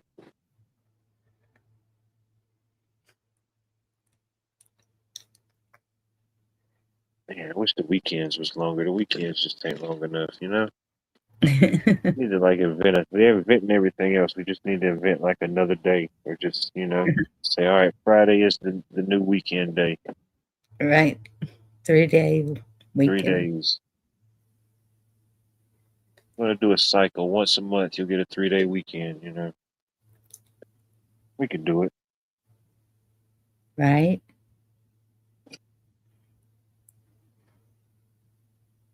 I think I'm gonna just retire. Hang, hang it up and retire and be done with it. If you're able to. Just live out my days out on the pontoon boat. Get me a pontoon houseboat. Till a hurricane comes. Shoot, I'll drive away. I'll drive around it. I'll circumnavigate up north. Find somebody up north just got a dock. I'll come dock up there for the season. But that didn't work very well with Helene. Well, I'll just go around it. I'll just however far I can go out and just kind of come back in. Didn't that go all the way to Tennessee? Shoot, no. I You'd think the have to only way head. I could come close to doing that would have to be like, I don't think, no, there wouldn't be no waterway. Mm.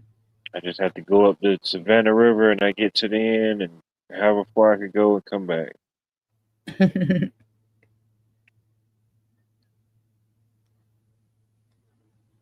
Yeah, 11-7, yeah, no doubt.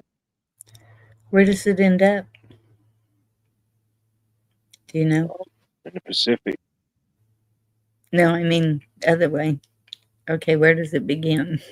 Oh shoot, it goes all the way up through Georgia to the mountains, wherever it originates and flows from. Okay. But yeah, you couldn't. Some with not all boats or things could go. Some can go to a certain distance. Um, you Yeah. couldn't do it. You couldn't do it in no boat like that, the whole way. Some parts, the ways would get. It would still be the river still ride, but you'd have like rocks and stuff. It would just get too shallow at a certain point, and the elevation shifts. Mm-hmm. But I mean, if you had definitely like a canoe or like a kayak, oh yeah, you definitely go all the way down, no problem. We used to could do that on the Guadalupe, but there's dry spots now. You'd have to walk it until you hit water again. Shoot, I just take it out the. If it gets too bad, I'll take it out the Savannah River and pull it up to the lake. Take it up there to the cove. There you go. If it gets bad there, at least it'll be contained. And then if it's beautiful weather, shoot, it's the best. Shoot, it's the best cove. One of the best coves at the lake. It's one of the spots that where you don't get a whole lot of overflow of like jet skis and extra boats. The few Mm-hmm. that you get around there is like people that lives in that little spot. But shoot, Clark's Hill, it opens up so big, in certain spots it just gets to be too much.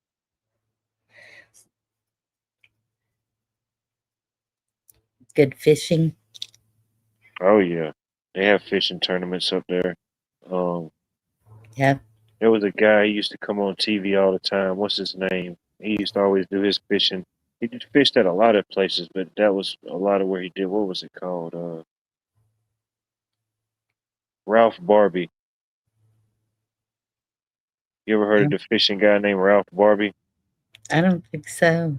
I I don't don't know know any. much about him personally. I remember as a kid on PBS, it was one of them shows that always used to come on like the weekends, like after cartoons. It was Gone Fishing with Ralph Barbie, and he would, the whole fisherman spiel. He talk about the baits. He's talking about the reel. He's showing you what he's catching. He's talking about if he ain't catching it. Yeah. One of them deals. But yeah, they do different tournaments up there, bass tournaments, different things.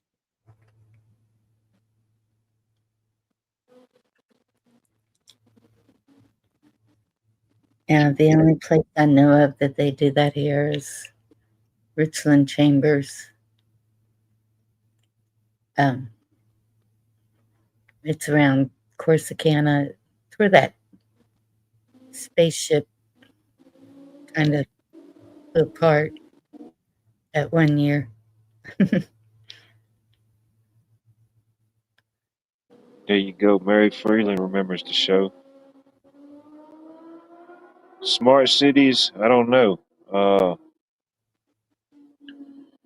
Could be looking somewhere around that region.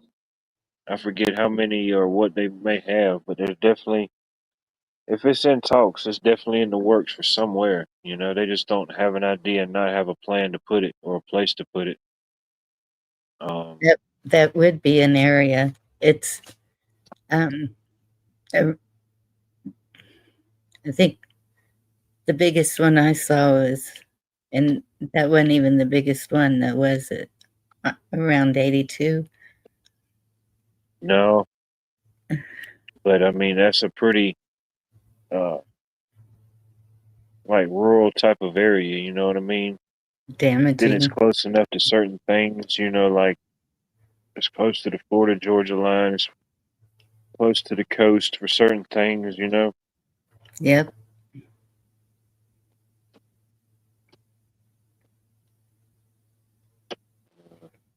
Who knows? Things always seem to surface when these happen. You know, certain paperwork, certain things that were in motion.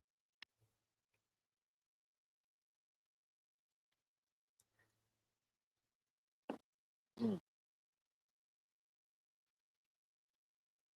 But I could see that happen in that area because it's close to Brunswick, Jekyll Island, yeah, it's all already the, near like certain populated areas, not too far from it. yeah,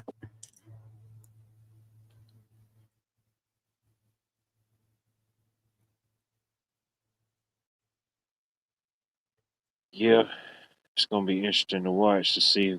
Hopefully, they can get it contained to a certain level this weekend. I don't know.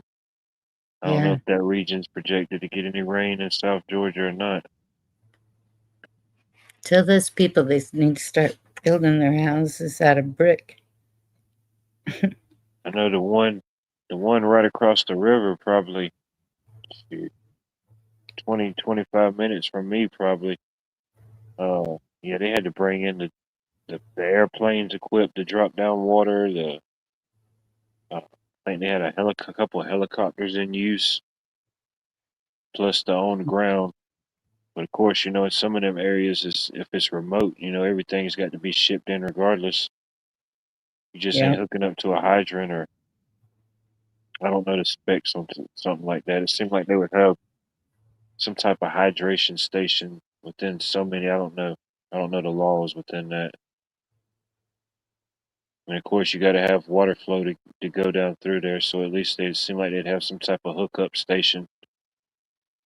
I know some apartment. I've seen apartment complexes and certain businesses and stuff have that. You know, a connection for the fire department if they ever have to use it or something like that. yeah,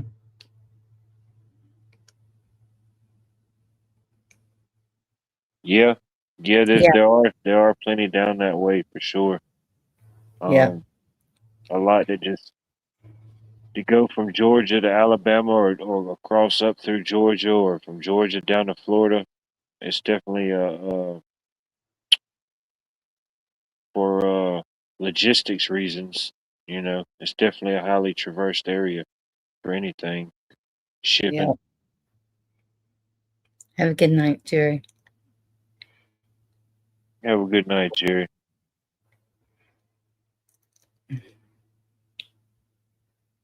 Hopefully they get some type of containment. But even Yeah, then, you know, going in and assessing the damage and seeing what all actually still here or lost. yeah,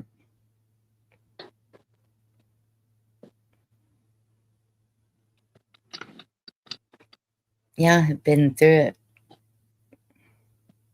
past couple of years.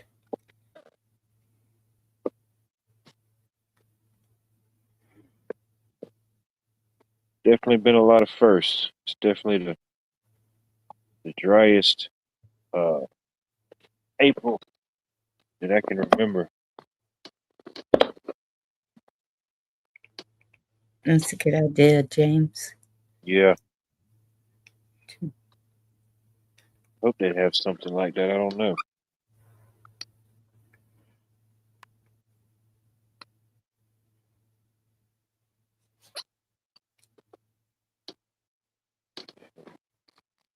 close enough to the coast and ship in some salt water. Mm-hmm.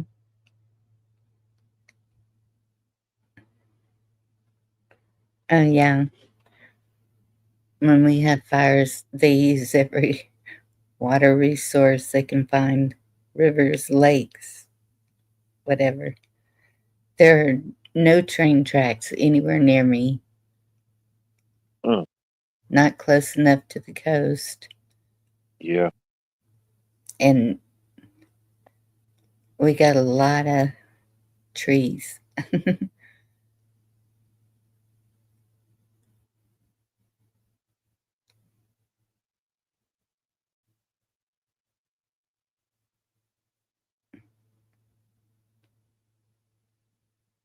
Yeah.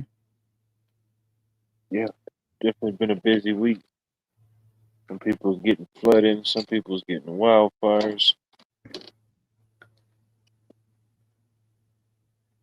My vote is just to give us all a little bit and balance it out. Yeah. My brother hadn't said anything about them in California this year. Sometimes they get so close. Um, they never had air conditioning because their temperatures are always amazing. Oh, I And bet, yeah.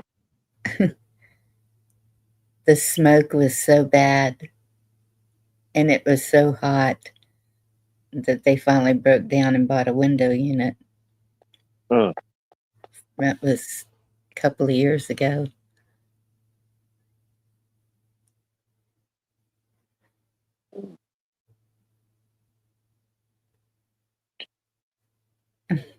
But yeah, I know the air quality in South Georgia and North Florida, I know it's got to be bad right now, Yeah. whichever way the wind's blowing.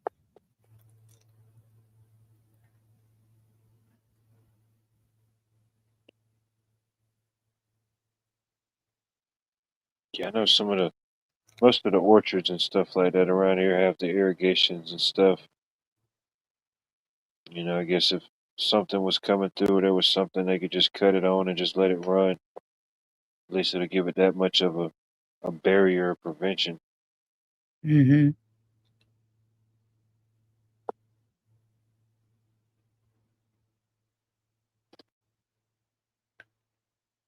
Oh, wow. I didn't even think about that. Oh, I'm sure anytime you add an additional electronic component of whatever it may be, it's just ultimately it's one more thing that could go wrong or go faulty. So you just Nightcap. add good night, Catherine. Rest well. Just I'm add a sorry. whole nother switch or component into the sequence. Just one more thing that could fail. Yeah, that's true. That's why I'm kind of worried about this car with all the crazy stuff it has on it. It's just more things to go wrong. Mm,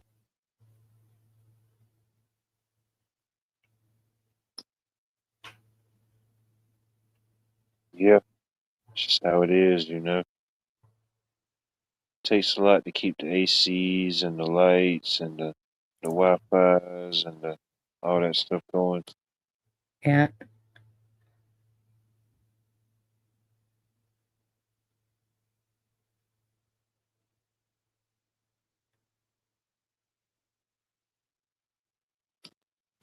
Oh, I'm sure.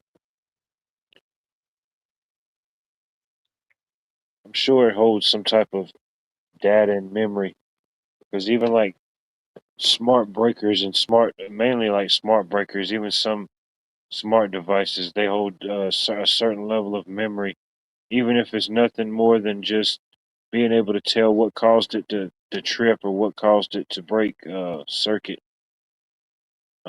There's certain ways to do that, so I imagine all that type of stuff can be tracked remotely.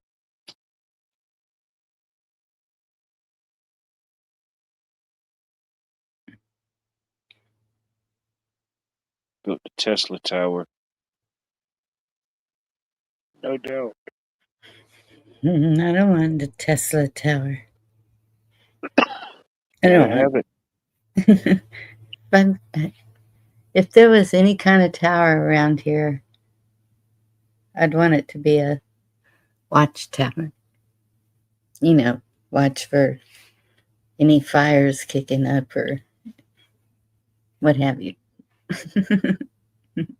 I don't think it's as widespread or like I guess as common as it once used to be, but they still have people that do that, seasonally.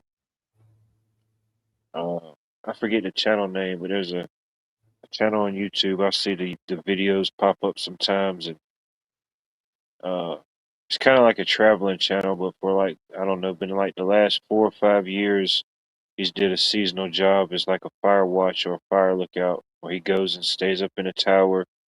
He does all his like jobly routines, monitors, and does like take all the reports, and then he has like downtime. He said they don't really have any like internet or anything up there. He can walk down to like the ranger station and get Wi-Fi, Mm. but I forget where he's at, what state he's in when he does it.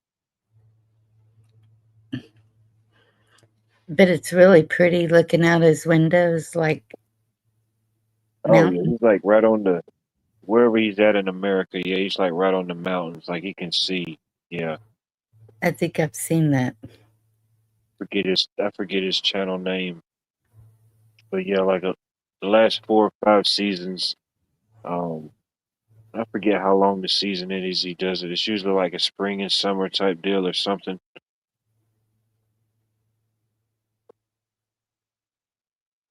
Yeah, he's got everything he needs to survive, and like he gets supplies and stuff brought to him. Um, Stuff like that. It's pretty cool. You definitely got to be able to handle like being alone and being remote. 'Cause it's pretty remote,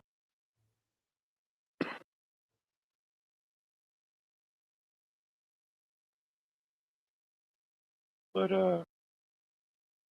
definitely get some good views, especially when it gets to raining and storming and everything. You're just kind of like sitting above everything, just watching it. Yeah. Oh, I didn't think about that. Pulling the energy from the air. Yeah, Free energy. and you're harnessing everything else from there. You might as well, get your money's worth. Yep.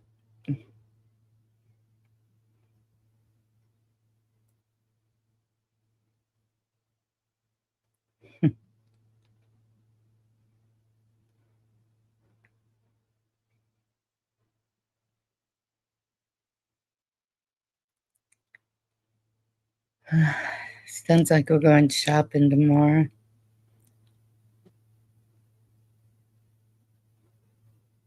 It could be fun, but it has the possibility to, who knows?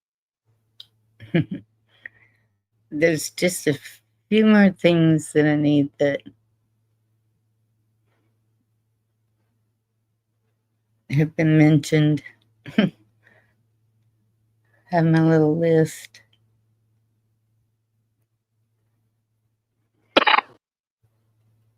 Yeah, then once you get there and see things, then the good idea fairy will visit, you know. Yeah. Uh-oh. Don't die.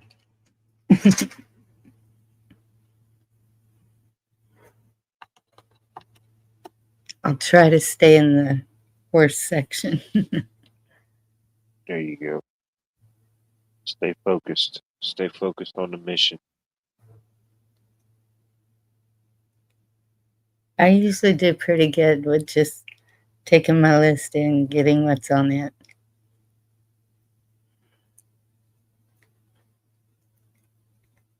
Try to. They do have a lot of tempting goodies there.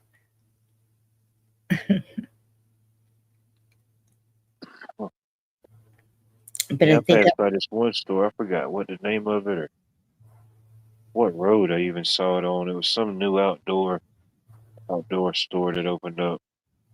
Can't mhm, even remember the name to look it up. I can find it though, but I said it might look like they have some interesting stuff in there. And hell, I don't even remember where I saw it at. yeah,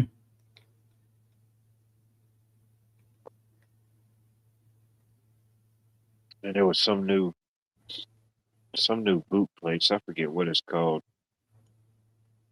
I was gonna go in there and see if they had my size boots. I doubt it.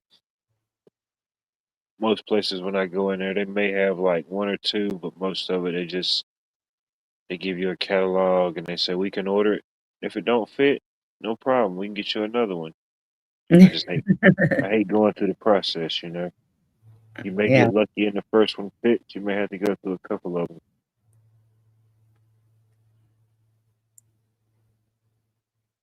darn.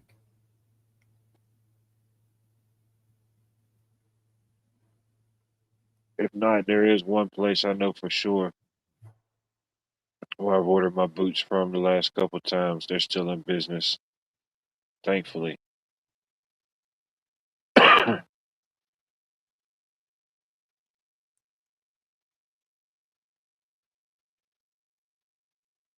Yeah, once you get into like 13s or like 13 wides and there's certain wide sizes, yeah, they get hard to find. Yeah, Pretty much anything above 13. Most stores, they don't carry above 13. Or even in like your mall, most of the malls I've seen, they'll go up to like 13 if they have it. yeah, my sons wear 13. Yeah, it's usually around the cutoff. Yeah, Anything else, you got to go somewhere else.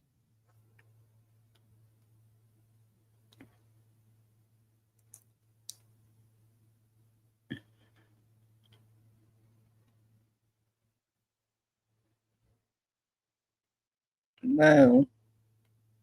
Okay, James is where you get your shoes, James. Yeah, it's hard to find them little specific sizes. Yeah,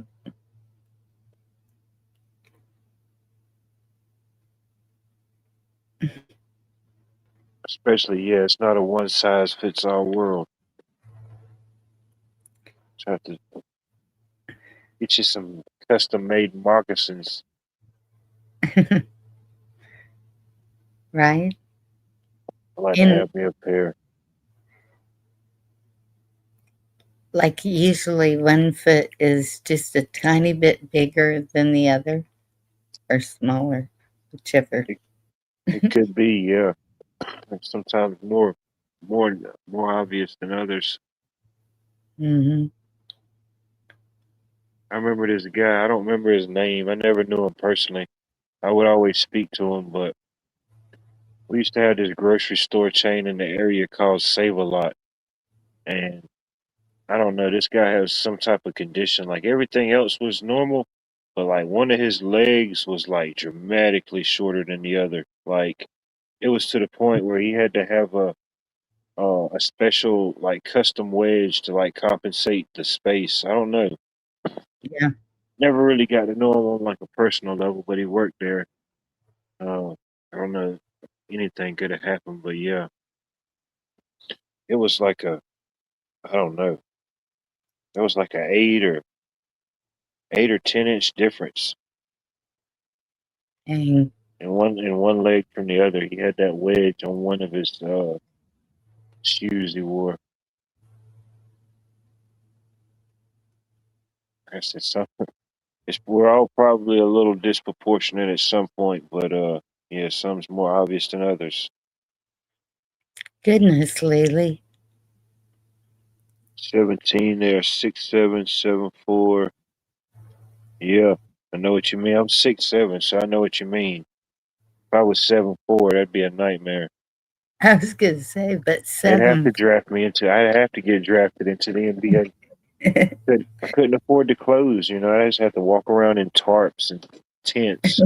Old recycled tents. Man, Yep. Well, those basketball players get their clothes and shoes somewhere. James said he orders online. oh yeah, if you're in the NBA, shoot, you got NBA money, you know. Yeah. It might cost a little bit more, but shoot, yeah, somebody will make it for you. Yeah, online, there's certain online sources and stuff like that. It's not impossible, but it can be aggravating for sure. Last I saw, he was getting right at 7 foot, I think. Couldn't even tell you.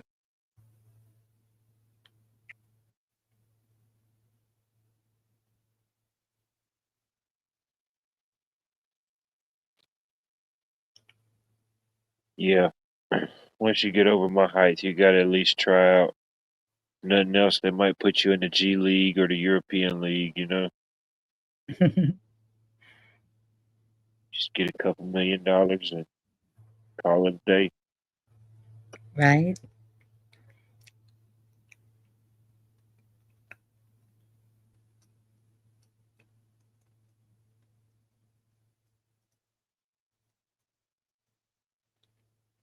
Mm. I saw a waitress. She was talking about Goldie Hawn and who would she be seen with? Is she married to a Richard somebody or I don't know, but she went into a restaurant and she wasn't all dressed up fancy. She was just waitress didn't even know who she was. And she left the waitress $100 tip for a $30 meal. But the waitress was saying she's so down to earth, just doesn't act all snooty like a lot of them do. Some recognized her and got selfies with her.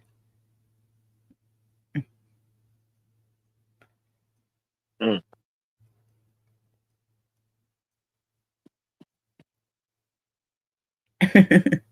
Rich runner.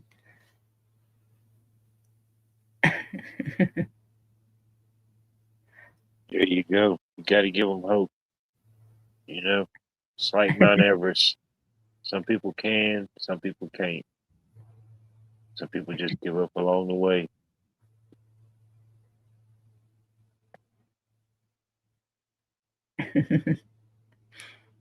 It's not impossible. It may just not be possible for some. Well, if you're 6'7", pretty much all women are short, except for I don't know. Today I seen two tall women. It surprised me. I'm like, man, where did these two tall women come from?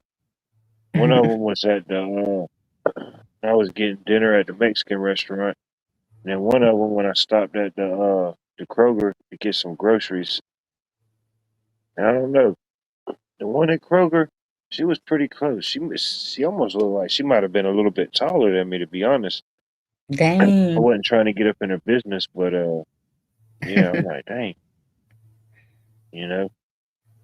We acknowledged each other. We was probably thinking like, dang, we probably the two tallest people in this store. But as a tall person, I guess it kind of everybody always asks you how tall you are. So it's like, yeah, I'm not even going and asking another tall person. They already know. I don't even want to ask them. They don't want to be asked. Right. You know, 6'7". Dang, Baron 6'7". I thought he was taller than that. I thought he How was old is he? What, less. 15, 16, No, teenager? he's 20 now, 19 or 20. He's in college. Oh, that's right.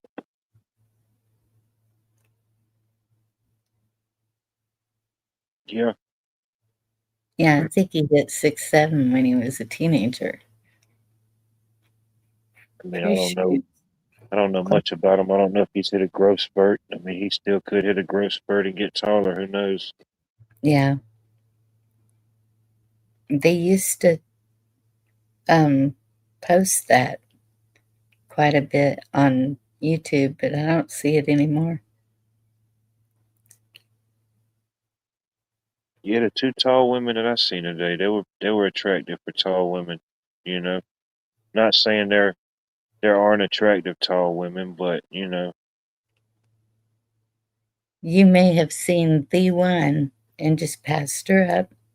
well, I think the one I seen at the restaurant, I'm pretty sure she was with a family, and then the other Oh, lady, I don't know. She might have looked like she might have been into ladies. So either way, it was a miss. dang. It just wasn't meant to be on either count. One was already taken, and one couldn't be taken. You know, Yeah.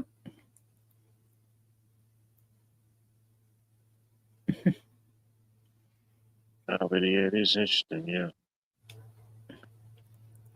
I went to school with a girl that she was over 6 foot. She wasn't as tall as me. She might have been like 6'1", 6'2", and yeah, she was an attractive woman then and even now. Yeah, she played basketball.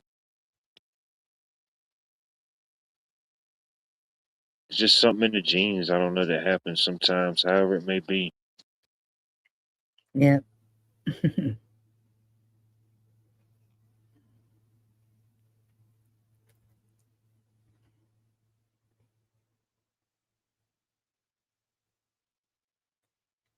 Yep. 6'9". How about that? Same height as LeBron James. There you go. They can play a little one-on-one.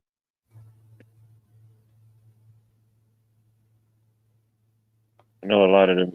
LeBron James, he's came several times. A lot of those big name NBA players. We have a big like youth basketball tournament here in the area each year. It's called the Peach Jam. The Peach Jam basketball tournament. And Mm-hmm. a lot of the players, there's big name players now or have been, in the last so many years, they played in that tournament at some point. A lot of the tournament has produced a lot of people that go on to play in the NBA, for whatever it's worth. But yeah, every time the Peach Jam comes, man, there's just so many people out there because, like I said, NBA players come, they come back to watch the game to see about, kids, this whatever, however they get ranked, Yeah. ranked and followed nationally. It's teams from all over the country. Dang. Who's going down? Zed, you have a good rest, a good slumber. Think he's been taking life by the horns and seizing it. Yep. Him and that creek having a battle. This too shall pass.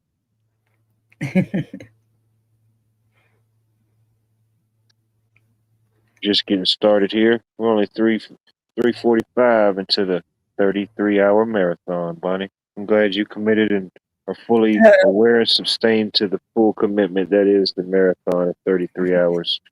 I No, appreciate you being here. Only 30 more hours to go. I didn't commit. All right, so it's always in the fine print, you know. That's how we operate here. Everything's just in fine print. It's actually written on the screen right now. That's just how fine print it is. Carl, where are you? I think he said he'll come in about hour 15. So you got about 10 more to go. Just say 12. We'll round up. We don't have pennies anymore. You got to round up now. I'm sitting Oh, here fighting sleep. oh, that's like another thing. Like watching certain cashiers like seize up. when they try to figure out what they're supposed to do with not having the pennies. They got the pennies, but they're not doing the tax on the pennies that are rounding up or they're rounding down. So Oh no. it's funny. It's funny watching some of them. They're like, oh no, is it 3 cent or is it 2 cent? What should I do? It just messed them up now. Well, that's one place we stopped at. Poor little girl. She looked like she was about 18, 19. And it came to, like, I think it was 1405. And so I got a nickel and handed my daughter a 20. And she handed it to her. And she just looked at us and she goes, um, I don't I don't know how much change I'm supposed to give you. And I said, $6. Yeah, she No, even they're like, goodness gracious. it happens. Yeah,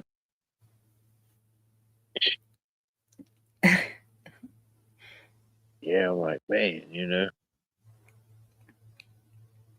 just eliminating the penny, or just being able to count. Being able to just do basic math. I guess. Nothing's Yes, I changing. mean, The math's still the same.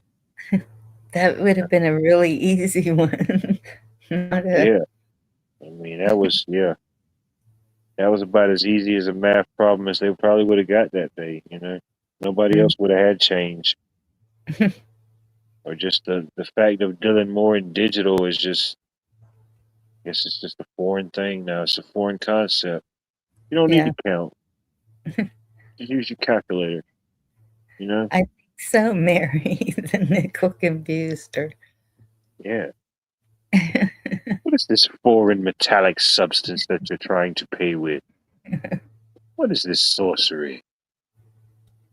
This medallion. It's barbaric. Pays with change. Yeah. Well, I've been in some instances now where they just like seize up and they just like it works out. Of course, I'm still paying like overall with shrinkflation, but like they just give me back some extra change. So I'm like, all right, cool. You know, it'll Right? contribute to the next cycle. I'm like, I'm paying $1.50 more, so heck, I'll take this little 4 cent bonus. Hmm. That's like, what did I notice today? I hadn't bought them in forever, but I walked down like the aisle where they have the waters and the stuff, and I looked at the Powerades, and I said, dang, those things, how much were they? They were like $1.68. I Hmm. said, dang, it just seemed like a couple years ago. I remember when those things were 88 cents for the longest. And they Yeah. went up to $1. Now they're all the way up to $1.68. And that's like for like what's this, like the 20 ounce or whatever it is, the 32 ounce, the ones they sell the singles of, not the little mini ones. I said, Yeah. damn, those things have doubled in price. It's crazy.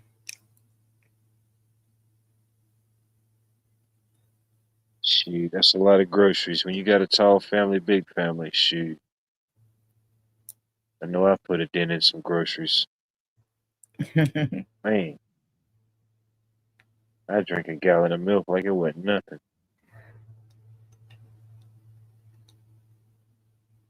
Yeah. Yeah, drink meal with with like supper. Darn. So there was a video, and you'll appreciate this. Maybe. Um, the separated food trays, the the plate that's got the Yeah, the dividers. yes. So they were showing, I guess, these sailors on the Bush ship is sending pictures to family.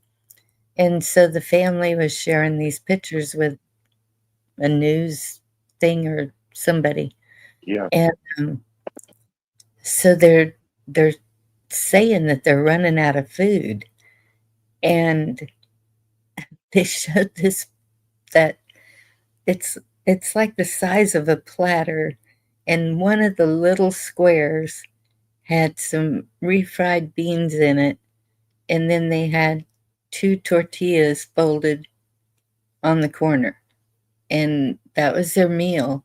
And I was like, oh my goodness, they're working their rears off out there on a ship, and they have no way of getting food to them with the thing closed off. It used to be they could just go to a port, but and stock up and leave, but those bases have been Yeah, it's a job and a chore in itself. Just great. stocking up and just having, yeah, like all the food and essentials for however long those ships are out, Yeah, weeks, months. and they're I not know. getting their mail. The families are sending care packages with hygiene products and foods and stuff, canned foods, and they they aren't getting those either. Oh, you saw it, Mary? Yeah, pretty sad.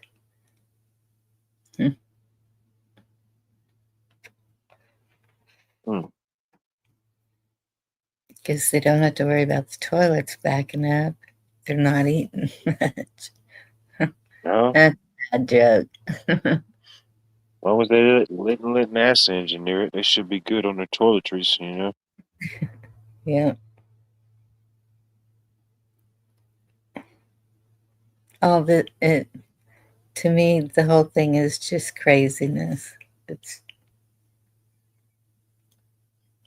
I just feel bad for our guys.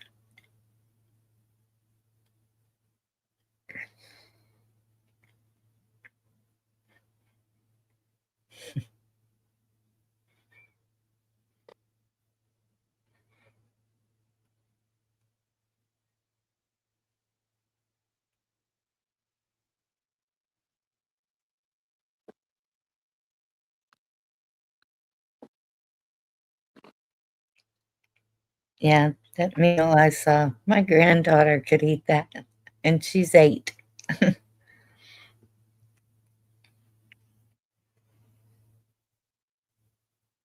Hmm. Yeah, Mm.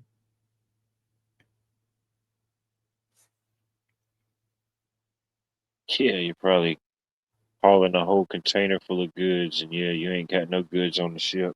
That's crazy. Yep, Who knows what they may be carrying and or what all gets transported through there, you know. but aren't they I wonder if it's one that planes land on. It seems like they could fly them in some supplies. I don't know. I doubt it. That would even be even more limited. Anything like that, any type of extra air travel or anything like that. Yeah, that's true. Not saying it couldn't happen or not saying it doesn't happen, but um, Well, at whatever heightened threat or state of war, it would be more risky. true. It's true. Maybe drones, heck, the way drones are now, you could just, it's less risky. It's if you do lose it, it's not like losing an entire plane. Yeah, Drop some goods, get in and out of there, or whatever it may be. But I mean, put even something like that gets monitored. You know, yeah, put it in something waterproof. Drop it. They got those little boats, I would think.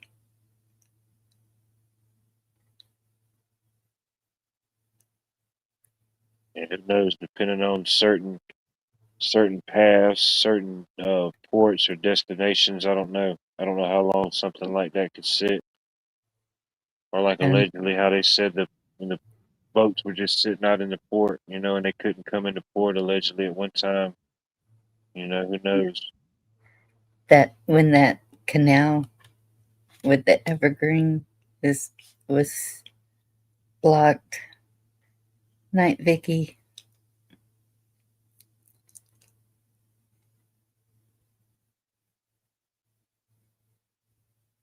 Of course, they were able to get them supplies.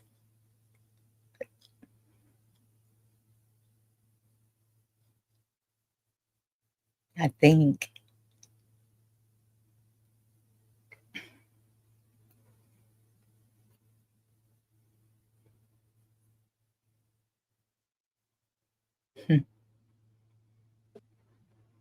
Unreal Mary.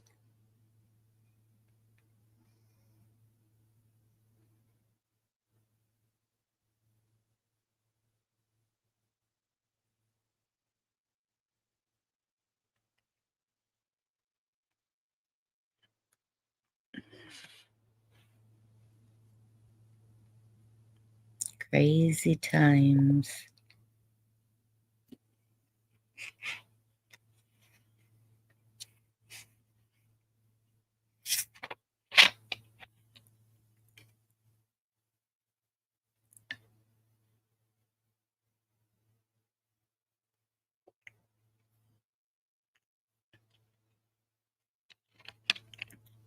You fell asleep. No, I'm actually wide awake and in full thought. Just kind Yeah. of wondering where all the activity is. Where is everyone? Put the link one more time, but I don't I guess know. if don't nothing else happen, I might be shutting it down soon. Go into a different thought, different state of mind. Yeah, probably a good idea.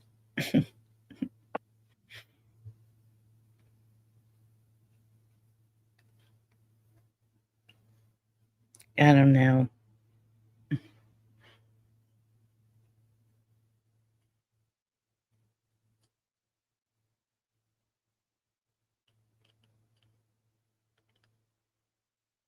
I think everybody's all thought out. I don't think they can think about it anymore. Yep.